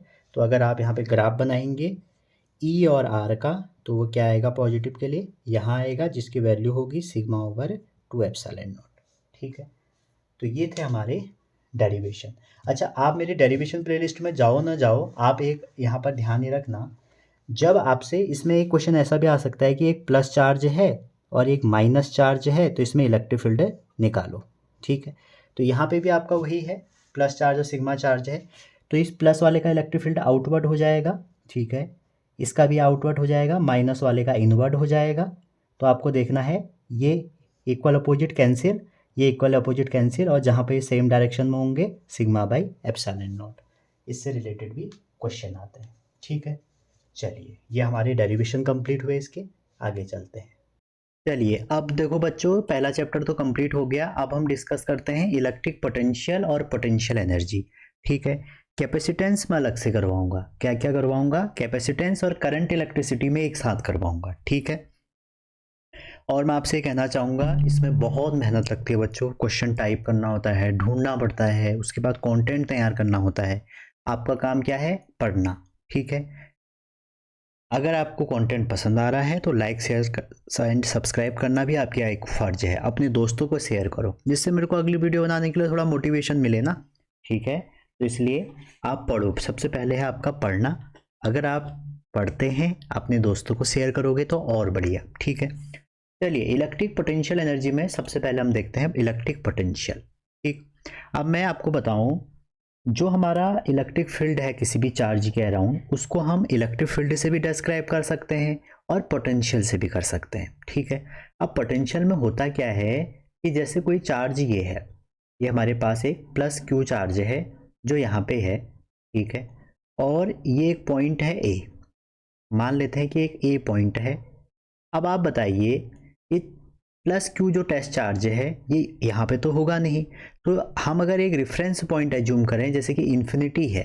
ठीक है, तो इन्फिनिटी से किसी पॉइंट पे लाने में जो भी वर्क डन होगा उसको आप बोलते हैं पोटेंशियल। तो पोटेंशियल का जो फॉर्मूला हो जाएगा वो हो जाएगा वर्क डन, अगर ये पॉइंट ए है तो इन A2 और नीचे टेस्ट चार्ज। ठीक है, तो जो पोटेंशियल है उसको आप ऐसे डिफाइन करेंगे कि जो हमारा मिनिमम वर्क डन है या अमाउंट ऑफ वर्क डन है इन मूविंग और unit test charge from infinity to that point, और किसी के फील्ड के अगेंस्ट, मतलब इसके अगेंस्ट चलेगा, इसका इलेक्ट्रोस्टैटिक फील्ड तो इधर को होगा ना, प्लस का आउटवर्ड होता है। तो हम जब टेस्ट चार्ज को यहाँ से यहाँ लेके आ जाएंगे तो इसमें जो भी वर्क डन होगा उसको हम बोलेंगे टेस्ट चार्ज से डिवाइड करके इलेक्ट्रिक पोटेंशियल। अगर मान लो जैसे ये ए और ये बी पॉइंट होता, अगर हम दो फाइनाइट पॉइंट की बात करें तो उसको बोलते हैं electric potential difference. But definition में क्या है, थोड़ा सा चेंज हो जाएगा, the work done required to bring a charge from point A to point B, तो उसको क्या बोल देंगे, पोटेंशियल डिफरेंस। ठीक है। अच्छा, स्केलर क्वांटिटी है इसलिए हमें इसको डील करने में ज़्यादा दिक्कत नहीं होगी, और यूनिट इसकी होती है वोल्ट। ठीक हो गया। चलिए आगे चलते हैं। अगला जो इसमें है वो ये है कि इलेक्ट्रिक पोटेंशियल एनर्जी क्या होगी। अब आप देखिए, जब आप एक चार्ज को लेके आएंगे, मान लो एक प्लस क्यू चार्ज है, ठीक है, आप इसको लेके आए, उसके बाद एक दूसरा चार्ज लेके आए, मान लो वो दूसरा प्लस क्यू है, माइनस भी हो सकता है, ठीक है, तो क्या बन जाएगा, टू चार्ज सिस्टम। क्या बन जाएगा यहाँ पे, टू चार्ज सिस्टम। अच्छा, अगर मान लो तीन चार्ज लाते हो, मान लो एक चार्ज आप ये लाए, Q1 कर लेते हैं इसको, अगला आप ये लाए Q2 कर सकते हैं, और अगर तीसरा लाओगे ये Q3 है, तो आपका सिस्टम क्या बन जाएगा, जनरली थ्री चार्ज सिस्टम, जिसको हम ट्रायंगल फॉर्म भी कह सकते हैं। और हमारे वहाँ चार चार्ज तक हैं, और अगर आप चार चार्ज ले आओगे तो ऐसे हम सर्कल स्क्वायर के चारों तरफ रखेंगे, इसको बोल देंगे फोर चार्ज सिस्टम। ठीक है। अब देखो, जब भी ये क्वेश्चन आएगा two charge system, three charge system, तो टू चार्ज सिस्टम में ऐसा होता है, जैसे ये हमारा पहला चार्ज Q1 है, ठीक है, तो इस Q1 के सराउंडिंग क्या होगा, इसका एक पोटेंशियल होगा जो मान लो V1 है, ठीक है। और अभी भी हमने देखा कि जो हमारा पोटेंशियल है वो क्या होता है, वर्क ओवर चार्ज, तो वर्क क्या हो जाएगा, पोटेंशियल इनटू चार्ज। तो टोटल जो वर्क डन होगा वो कितना हो जाएगा, जिस भी चार्ज के तुम सराउंडिंग में ला रहे हो उसका कितना पोटेंशियल होगा, V1 इनटू जो चार्ज आप लेके आ रहे हो। अगर ये Q2 है तो अगर पॉइंट चार्ज का पोटेंशियल Q1/R होता है, तो ये हो जाएगा Q1 Q2/R। ठीक है। तीन चार्ज हैं, अगर ये डिस्टेंस R1 है, ये R2 है, ये R3 है, तो यहाँ पे पोटेंशियल एनर्जी कितनी हो जाएगी, K Q1 Q2, और उसकी जो भी डिस्टेंस है R1, K Q2 Q3, उसकी डिस्टेंस R2, और तीसरा K Q1 Q3 over R3, तो तीन पेयर बनेंगे। वहीं स्क्वायर में एक साइड दो पेयर, तीन पेयर, चार पेयर, और दो डायगोनल बन जाएंगे, तो छह पेयर बनेंगे। तो इलेक्ट्रिक पोटेंशियल एनर्जी क्या है, बेसिकली किसी भी सिस्टम को असेंबल करने में जो भी वर्क डन लगता है उसको हम इलेक्ट्रिक पोटेंशियल एनर्जी कहते हैं। या आप कह सकते हैं किसी भी सिस्टम को ब्रेक करने में जो एनर्जी लगेगी उसको हम इलेक्ट्रिक पोटेंशियल एनर्जी कहते हैं। ठीक है। अब देखो, इलेक्ट्रिक पोटेंशियल का एक डेरिवेशन है कि पॉइंट चार्ज का इलेक्ट्रिक फील्ड कितना होगा। सिंपल सी बात है, अगर आप इसको समझो तो एक लाइन में आ जाएगा। जैसे मान लो ये एक प्लस चार्ज है, प्लस चार्ज क्या है, प्लस Q है, ठीक है। और आप यहाँ पर ये भी देख सकते हैं कि जो पॉइंट चार्ज का हमारा पोटेंशियल निकालना है, मान लो इस P पॉइंट पे निकालना है, ये एक P पॉइंट है जहाँ पर आपको पोटेंशियल निकालना है। ये R डिस्टेंस है, ठीक है, R डिस्टेंस पे पोटेंशियल निकालना है।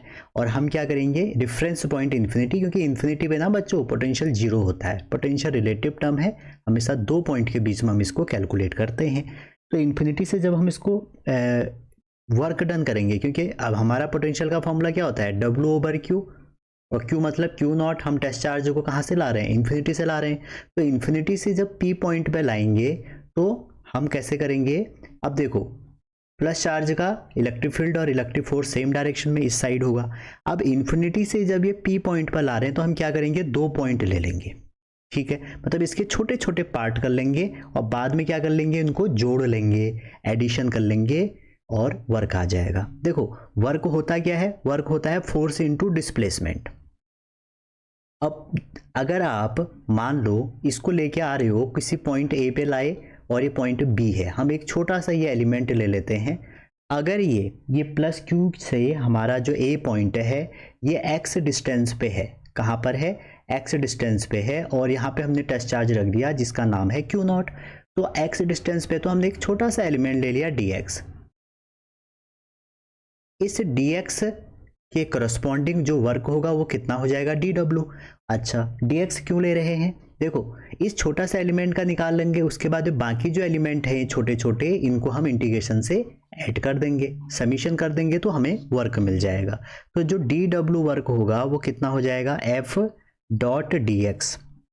ओपन करेंगे तो cos 180 आ जाएगा। अब आप देखिए फोर्स इस साइड है और आप इस साइड मूव कर रहे हैं तो dx इस साइड है, तो F ये हो गया और dx ये हो गया, तो एंगल कितना हो गया 180। तो वर्क कितना हो जाएगा, वर्क हो जाएगा total integration of small work कहाँ से, इन्फिनिटी से लेके r तक। ये हमने बहुत बार यूज किया है, आपने देखा होगा। तो इन्फिनिटी से लेके r तक f डॉट dx और cos 180 होता है -1। ठीक है, अब देखिए ये a पे चार्ज है Q नॉट और ये है Q, और आपने पढ़ा है आज ही कि जो फोर्स होता है वो होता है KQ not by x square, distance x square है। तो जैसे आप इसमें रख देंगे तो वर्क इक्वल टू हो जाएगा माइनस इन्फिनिटी से r के क्यू नॉट, ठीक है, और डी एक्स अपॉन में एक्स स्क्वायर। तो एक्स स्क्वायर था, आप इसको सॉल्व करेंगे तो एक्स स्क्वायर का क्या आ जाएगा, इंटीग्रेशन करके एक्स की पावर 1 का लगा देंगे तो -1/x, और इसको पहले आप सॉल्व भी कर लो के क्यू नॉट, और ये एक्स स्क्वायर का करेंगे तो कितना आ जाएगा माइनस इन्फिनिटी से r x की पावर -2 dx। ठीक है, माइनस साइन आगे रहेगा। तो जैसे ही हम इसको सॉल्व करेंगे तो क्या बनेगा, work equal to minus KQ naught, और ये हो जाएगा x की पावर -1 और लिमिट आ जाएगी इन्फिनिटी से लेके r। तो देखो -1 से ये माइनस कट गया तो वर्क हो जाएगा आपका KQ नॉट ओवर 1/x में, एक बार हम इन्फिनिटी रख देंगे एक बार r रख देंगे तो 1/∞ हो जाएगा 0। तो वर्क का फॉर्मूला आ जाएगा ये। तो total work to bring a charge from infinity to point P ये हो गया। तो पोटेंशियल आपका हो गया भैया W/Q नॉट, तो KQ नॉट अपॉन में Q नॉट, तो आपका पोटेंशियल का फॉर्मूला निकल के आ गया। ठीक है, तो ये आप यूज कर सकते हैं। और K की वैल्यू क्या है, K की वैल्यू वही 1/4πε0। ठीक हो गया।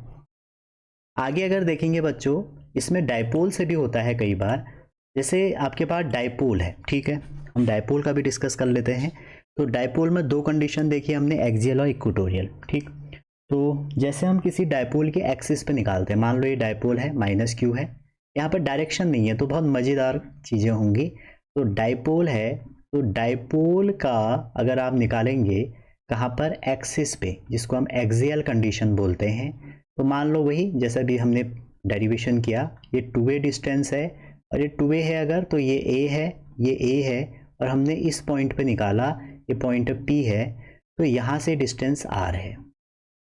तो जो टोटल पोटेंशियल होगा वो होगा -q के कारण +q के कारण, यही तो होगा।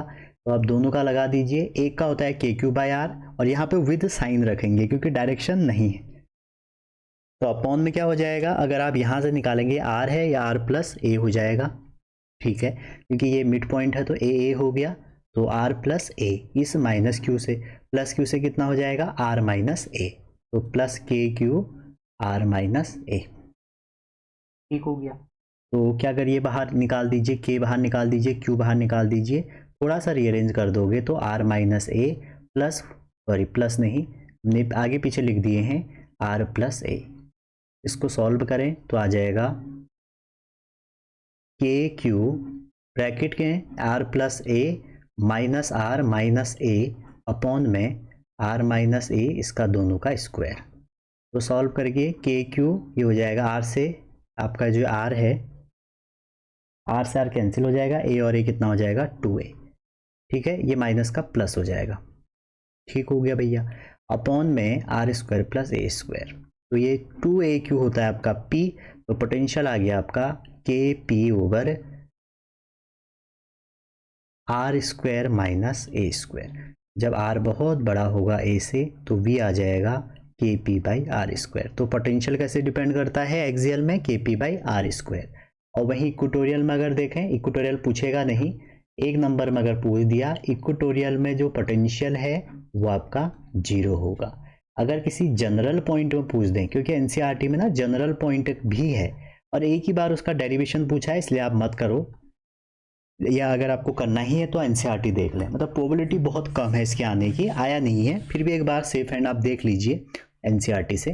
तो जनरल पॉइंट का इवन आप फॉर्मूला याद कर लीजिए, 1/4πε0, क्योंकि बहुत टिपिकल ये डेरिवेशन है, सीबीएसई ऐसे क्वेश्चन अब नहीं पूछ रही है। और वो भी 2015 के आसपास पूछा था, उसके बाद कभी भी ये जनरल पॉइंट का नहीं आया। तो फिर भी मैं बच्चों को कहता हूँ फॉर्मूला तैयार कर लो, अगर किसी को रिस्क नहीं लेना है तो वो एक बार एनसीईआरटी में विजिट करिए, ठीक है। तो ये इसका फॉर्मूला होता है, अगर किसी एंगल से होगा, एक्सियल इक्वेटोरियल नहीं होगा तो ये फॉर्मूला निकल के आएगा, ठीक है। आगे चलते हैं।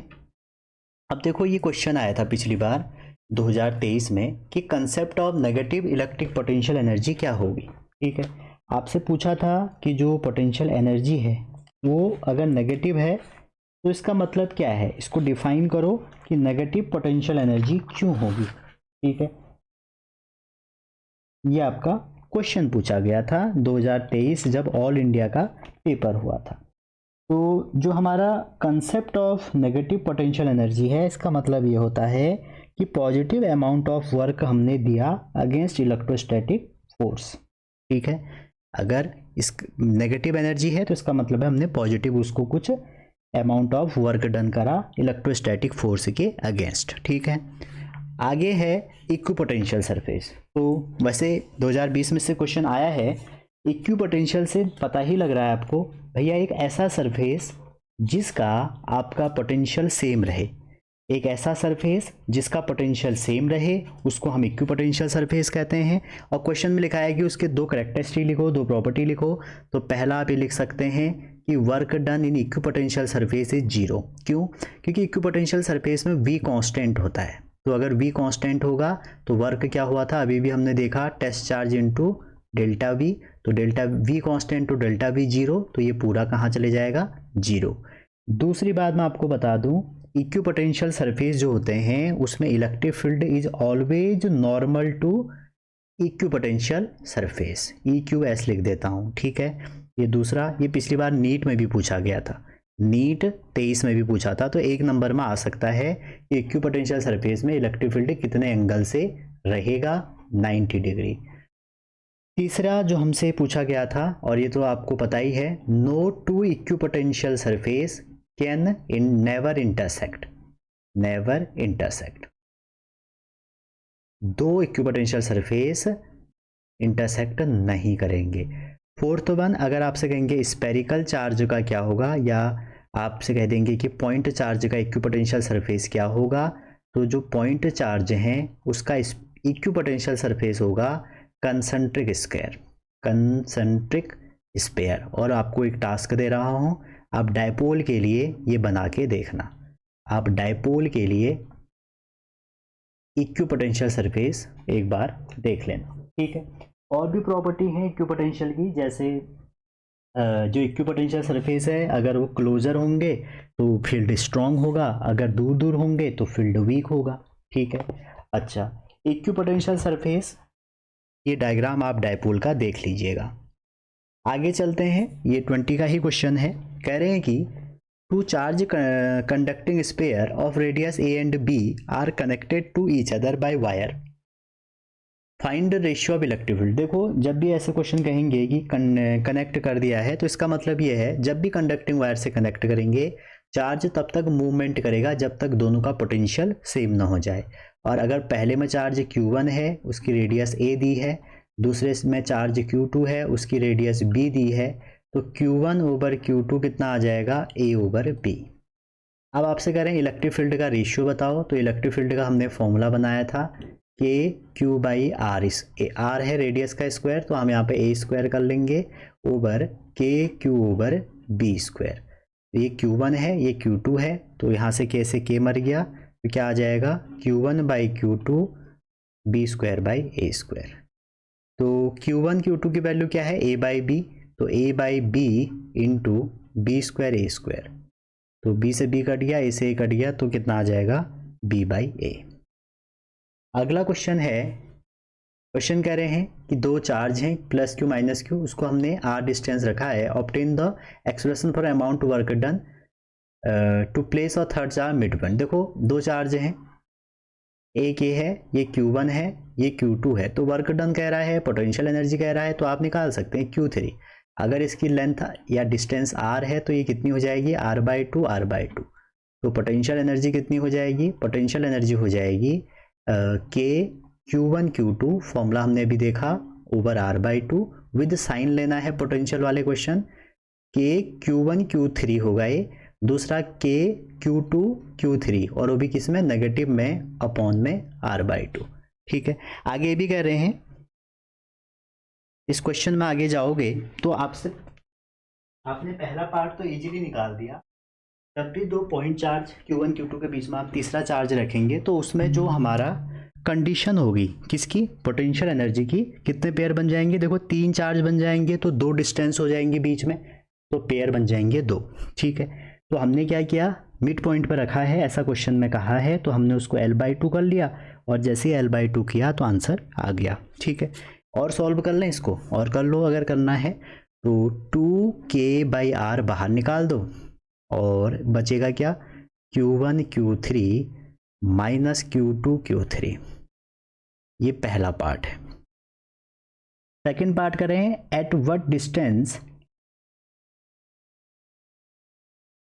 ठीक है, at what distance from Q1 on the line joining two charge, on the line joining two charge in terms of Q1 Q2 R will work done is 0। अब आप देखिए वर्क डन जब 0 होगा तो इसका मतलब ये है जो हमारा पोटेंशियल होगा वो इस पॉइंट पे, अगर ये C पॉइंट है यहाँ पे 0 होगा। ठीक है, तो आप क्या कर सकते हैं, इस पूरे जो ये टोटल पोटेंशियल है, नेट पोटेंशियल यहाँ पे 0 लगा दीजिए। समझ रहे हैं ना, जब हमारा यहाँ पर 0 होगा पोटेंशियल, ठीक है, तभी तो हमारा टोटल क्या होगा, ये 0 हो जाएगा। अगर हम इसको x1 डिस्टेंस एज्यूम कर लेते हैं, अगली स्लाइड में कर लेते हैं। ठीक है, ये आपका Q1 है, ये आपका Q2 है, वो कह रहा है कहाँ पर 0 होगा, ये Q3 है, अगर मिड पॉइंट पर 0 होगा, अगर ये x1 डिस्टेंस है, ठीक है, तो ये कितना टोटल हमने R ली है, तो ये R-X1 हो जाएगा।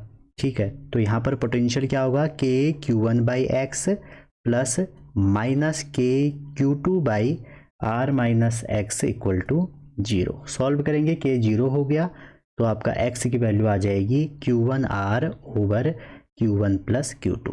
ठीक है, ऐसे क्वेश्चन अब बहुत रेयर आ रहे हैं, ये 2020 का है, वो भी दिल्ली शिफ्ट का। आगे चलिए करेंगे ड्रॉ द इक्विपोटेंशियल सरफेस। अब देखो अगर ये z एक्सिस में इलेक्ट्रिक फील्ड है, ये आपका इलेक्ट्रिक फील्ड है, और ये z एक्सिस है। ठीक है, तो आपसे कह रहे हैं इक्विपोटेंशियल सरफेस बनाओ, तो ये बन जाएगा प्लेनर, जो सरफेस बनेंगे वो इक्विपोटेंशियल सरफेस बनेंगे। Drive an expression for electric potential at any point axial of electric dipole, already did. आगे बढ़ते हैं, ये पिछले साल का ताज़ा क्वेश्चन। कह रहे हैं 12 charge of same magnitude are equally spaced and fix इतना इतना, फिगर इतना, पोटेंशियल निकालिए। ठीक है, देखो 12 चार्ज हैं, सिमेट्री आ गई तो पहले पार्ट का इलेक्ट्रिक फील्ड तो 0 आ गया। ठीक है, जब भी सिमेट्री आएगी सेंटर पे हमारा इलेक्ट्रिक फील्ड 0। दूसरी बात, हमारा पोटेंशियल करें तो एक चार्ज का कितना हो जाएगा, के माइनस है तो के Q/R, R डिस्टेंस है, और ऐसे ही कितने हैं, 12 हैं। सेकेंड पार्ट देखिए, बी पार्ट करें, if the charge are unequally space and fire arc of 120 degree then find electrostatic potential. तो देखो थीटा से कोई उसमें फ़र्क नहीं पड़ता पोटेंशियल में, तो पोटेंशियल स्टिल सेम रहेगा 12K Q/R। R हमारी क्या है, डिस्टेंस है। ठीक है, इलेक्ट्रिक फील्ड में फ़र्क पड़ जाएगा, इलेक्ट्रिक फील्ड हो जाता है λ/2πε0 sin θ/2। आगे देखिए इसके न्यूमेरिकल जो आए हैं पोटेंशियल एनर्जी के, पहला ये आया है, देखो अभी हमने ऐसे क्वेश्चन क्या था, उन्होंने 3 रख दिए। पहला कह रहा है कि इलेक्ट्रोस्टैटिक पोटेंशियल एनर्जी निकालिए, तो सबसे पहले हम पोटेंशियल एनर्जी निकालते हैं। तो ए पार्ट करें तो देखो एक पोटेंशियल एनर्जी यहाँ हो जाएगी, एक यहाँ हो जाएगी, 2। देखने कितने चार्ज हैं वहाँ पे, उतने कॉम्बिनेशन 3 और ये 4। ठीक है, तो आंसर क्या हो जाएगा, देखिए के Q-Q/L, ठीक है, इनटू में ले लिया हमने, एक हमने ये वाला ले लिया फर्स्ट वाला, प्लस के सभी में है तो के को बाहर ही रख दो। ठीक है, ये हो जाएगा के दूसरा छोटा q into minus Q over L plus Q/L। ठीक है, पहले हमें ना सिस्टम का निकालना है, तो आप ये डी वाले पॉइंट को भूल जाओ। ठीक है, हमें सिस्टम का निकालना है, तो हमने क्या किया, एक पेयर लिया, 2 पेयर लिया, और टोटल ये तीसरा पेयर ले लिया। अब देखो के Q/L, इससे ये माइनस हो गया, तो आंसर क्या आ जाएगा, -KQ²/L। ठीक है। अब कह रहा है पोटेंशियल निकालो डी पे, तो डी पे जो पोटेंशियल होगा बी पार्ट वो कितना हो जाएगा, और पोटेंशियल का फॉर्मूला होता है के क्यू एल बाई टू। ठीक है, पोटेंशियल एनर्जी का फॉर्मूला होता है के Q1 Q2 बाई आर, उनके बीच की डिस्टेंस, और पोटेंशियल का होता है के Q1 बाई आर। ठीक, तो अगर डी पे निकालेंगे तो सबसे पहले डी पे ये बी की वजह से, बी की वजह से, सी की वजह से और ए की वजह से, और ध्यान दीजिए बी पे बी की वजह से कितना हो जाएगा माइनस के क्यू और डिस्टेंस है एल बाई टू, सी की वजह से भी वही plus K Q L by to, ए की वजह से प्लस के क्यू। अब देखो पाइथागोरस लगेगी यहाँ पे थोड़ा सा कैलकुलेशन बना दिया भाई साहब इन्होंने, ये एल है तो ये एल बाई टू हो जाएगा, ये भी एल है तो पाइथागोरस से अगर ये निकालोगे तो under root L square minus L square by four, तो ये हो जाएगा root three L by two, तो यहाँ आ जाएगा root three L by two, तो ये इससे कैंसिल हो गया, तो ये आपका आंसर आ गया। अगला क्वेश्चन देखिए, अगेन वही आया, कह रहा है कि resultant electrostatic force on charge Q is zero. अच्छा जी, दो इन्होंने मिक्स कर दिया इसमें क्वेश्चन कि रिजल्टेंट जो है वो जीरो है, और दूसरा कह रहा है कि पोटेंशियल एनर्जी निकालो सिस्टम की। क्लियर है, तो पहले क्या निकाल लेते हैं, पहले पोटेंशियल एनर्जी निकाल लेते हैं। अरे क्या हुआ, एक मिनट, ठीक है भैया, तो देखते हैं कैसे होगा। देखो पोटेंशियल एनर्जी जब आप निकालोगे इसकी, तो पहले देखो कि कितने चार्ज इसके कांटेक्ट में है, या पहले इलेक्ट्रिक फील्ड निकाल लो फिर पोटेंशियल एनर्जी निकालेंगे। तो आप देखिए फोर्स निकाल रहे हैं, मान लो हम इस क्यू पे निकाल रहे हैं, तो इस क्यू पे एक क्यू ये है, ये इस पे फोर्स लगाएगा, रिपेल करेगा, मान लो ये F1 लगा रहा है, और इसकी वैल्यू क्या हो जाएगी के क्यू क्यू, और ये डिस्टेंस कितनी दी है इन्होंने, साइड ए दे रखी है, तो ए स्क्वायर हो जाएगा। एक चार्ज यहाँ पर है, ये भी इस पे फोर्स लगाएगा, और कहाँ को लगाएगा, डाउनवर्ड लगाएगा इस क्यू पे, और मान लो F2 है, और कितना हो जाएगा के क्यू क्यू ओवर ए स्क्वायर, क्योंकि स्क्वायर की साइड सेम। एक यहाँ पे है क्यू, ये इस पे ऐसे लगाएगा, ठीक है, और ये कितना होगा, मान लो F3 है, और F3 हो जाएगा के क्यू स्क्वायर, क्योंकि दोनों क्यू क्यू हो गए, और ये डिस्टेंस ए है तो रूट टू ए पाइथागोरस से, तो ये कितना आ जाएगा रूट टू ए का स्क्वायर।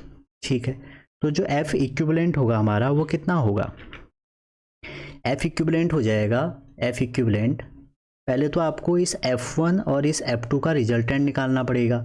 अब ध्यान से देखिए F1 और F2 दोनों बराबर हैं, ठीक है, तो F इक्विवेलेंट इन दोनों का हो जाएगा, F लें अगर F square plus F square, तो हो जाएगा रूट टू F।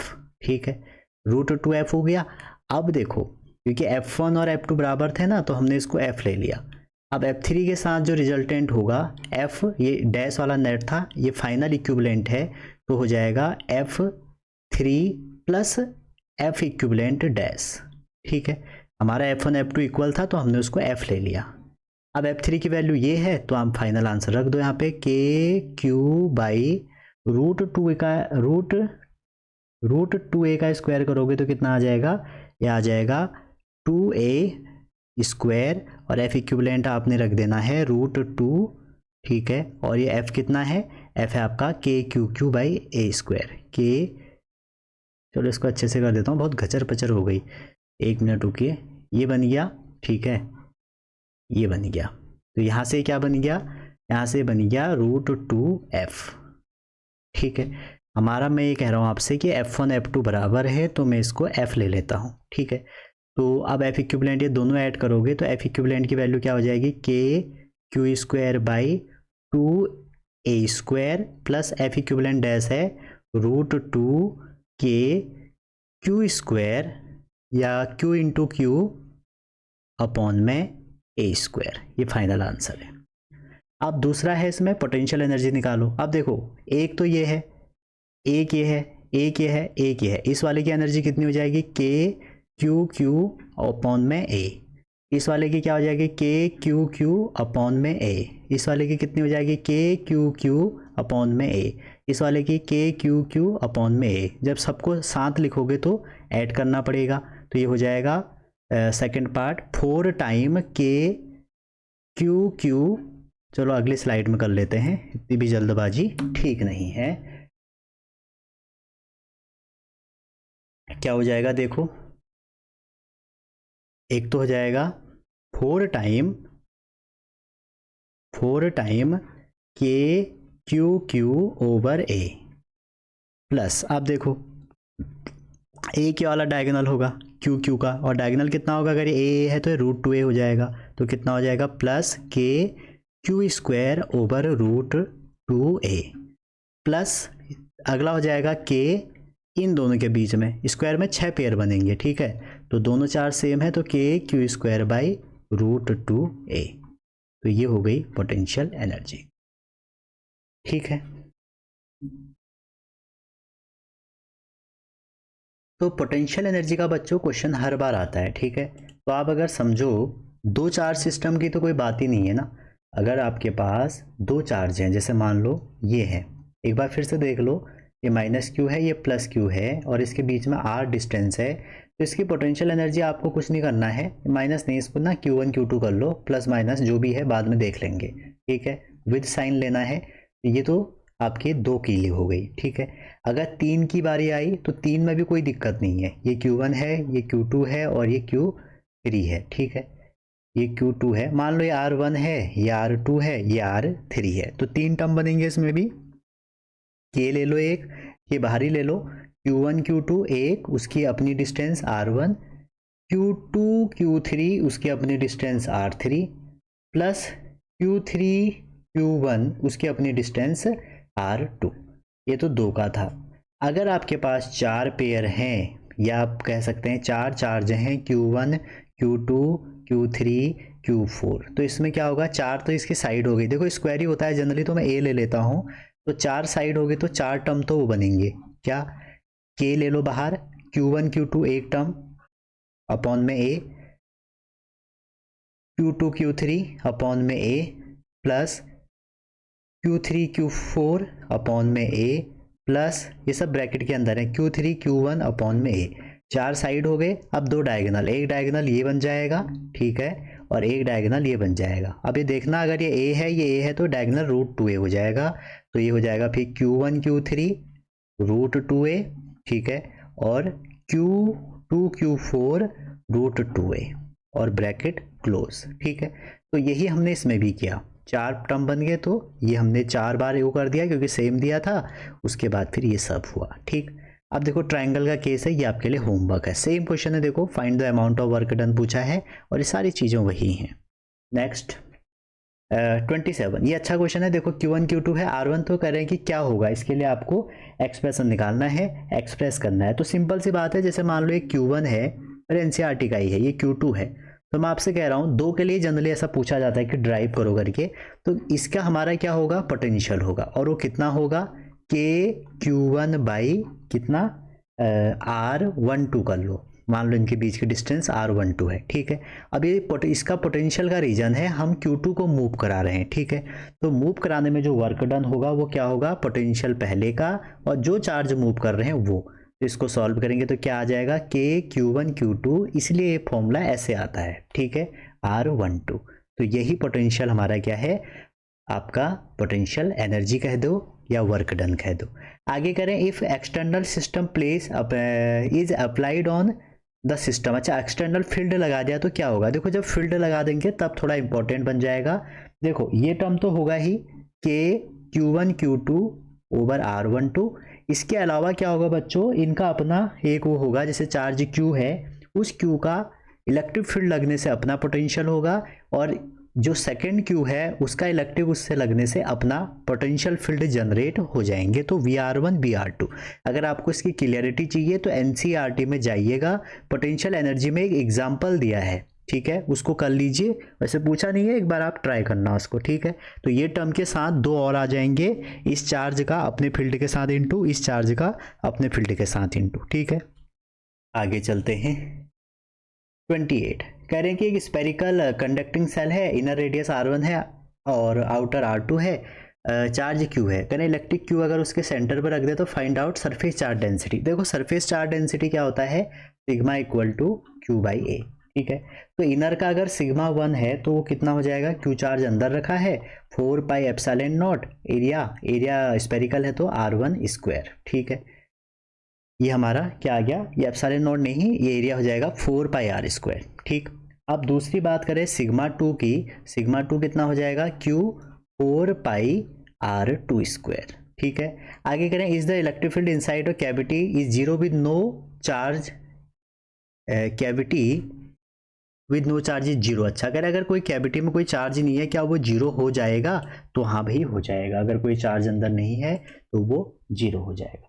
तो ये हमारा क्या था, सिग्मा 1 सिग्मा 2। ठीक है, क्योंकि कैविटी अंदर कोई फ्लक्स ही नहीं होगा, अगर फ्लक्स ही नहीं होगा तो फिर इलेक्ट्रिक फील्ड नहीं होगा। ठीक है, तो ये हमारा सरफेस चार्ज डेंसिटी का क्वेश्चन था, और ये हमारे पहले 2 चैप्टर के हमने कुछ पीवाईक्यू डिस्कस किए।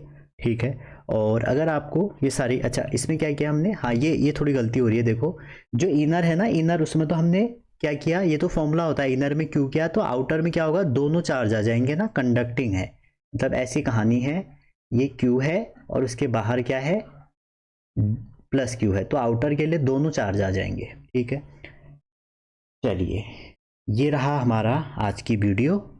आई होप बच्चों ये बहुत आपको हेल्पफुल करेगी बोर्ड में, और अगर ऐसे ही वीडियो आपको चाहिए प्लीज़ कमेंट कीजिए और बताइए कि कैसी वीडियो चाहिए, क्योंकि मैं सोच नहीं पा रहा हूँ कि कितनी वीडियो चाहिए। ठीक है, किस हिसाब से चाहिए, फिर भी मैंने कोशिश करी कि पिछले 5 साल के पीवाईक्यू में डिस्कस करूँ। ठीक है, और एग्ज़ाम में आपका इससे क्वेश्चन बनेंगे। तो मिलते हैं अगले वीडियो में। अगर कंटेंट पसंद आ रहा है, सब कुछ अच्छा लगा, तो एक लाइक, एक शेयर और अपने 2-4 ग्रुपों में भेजिए।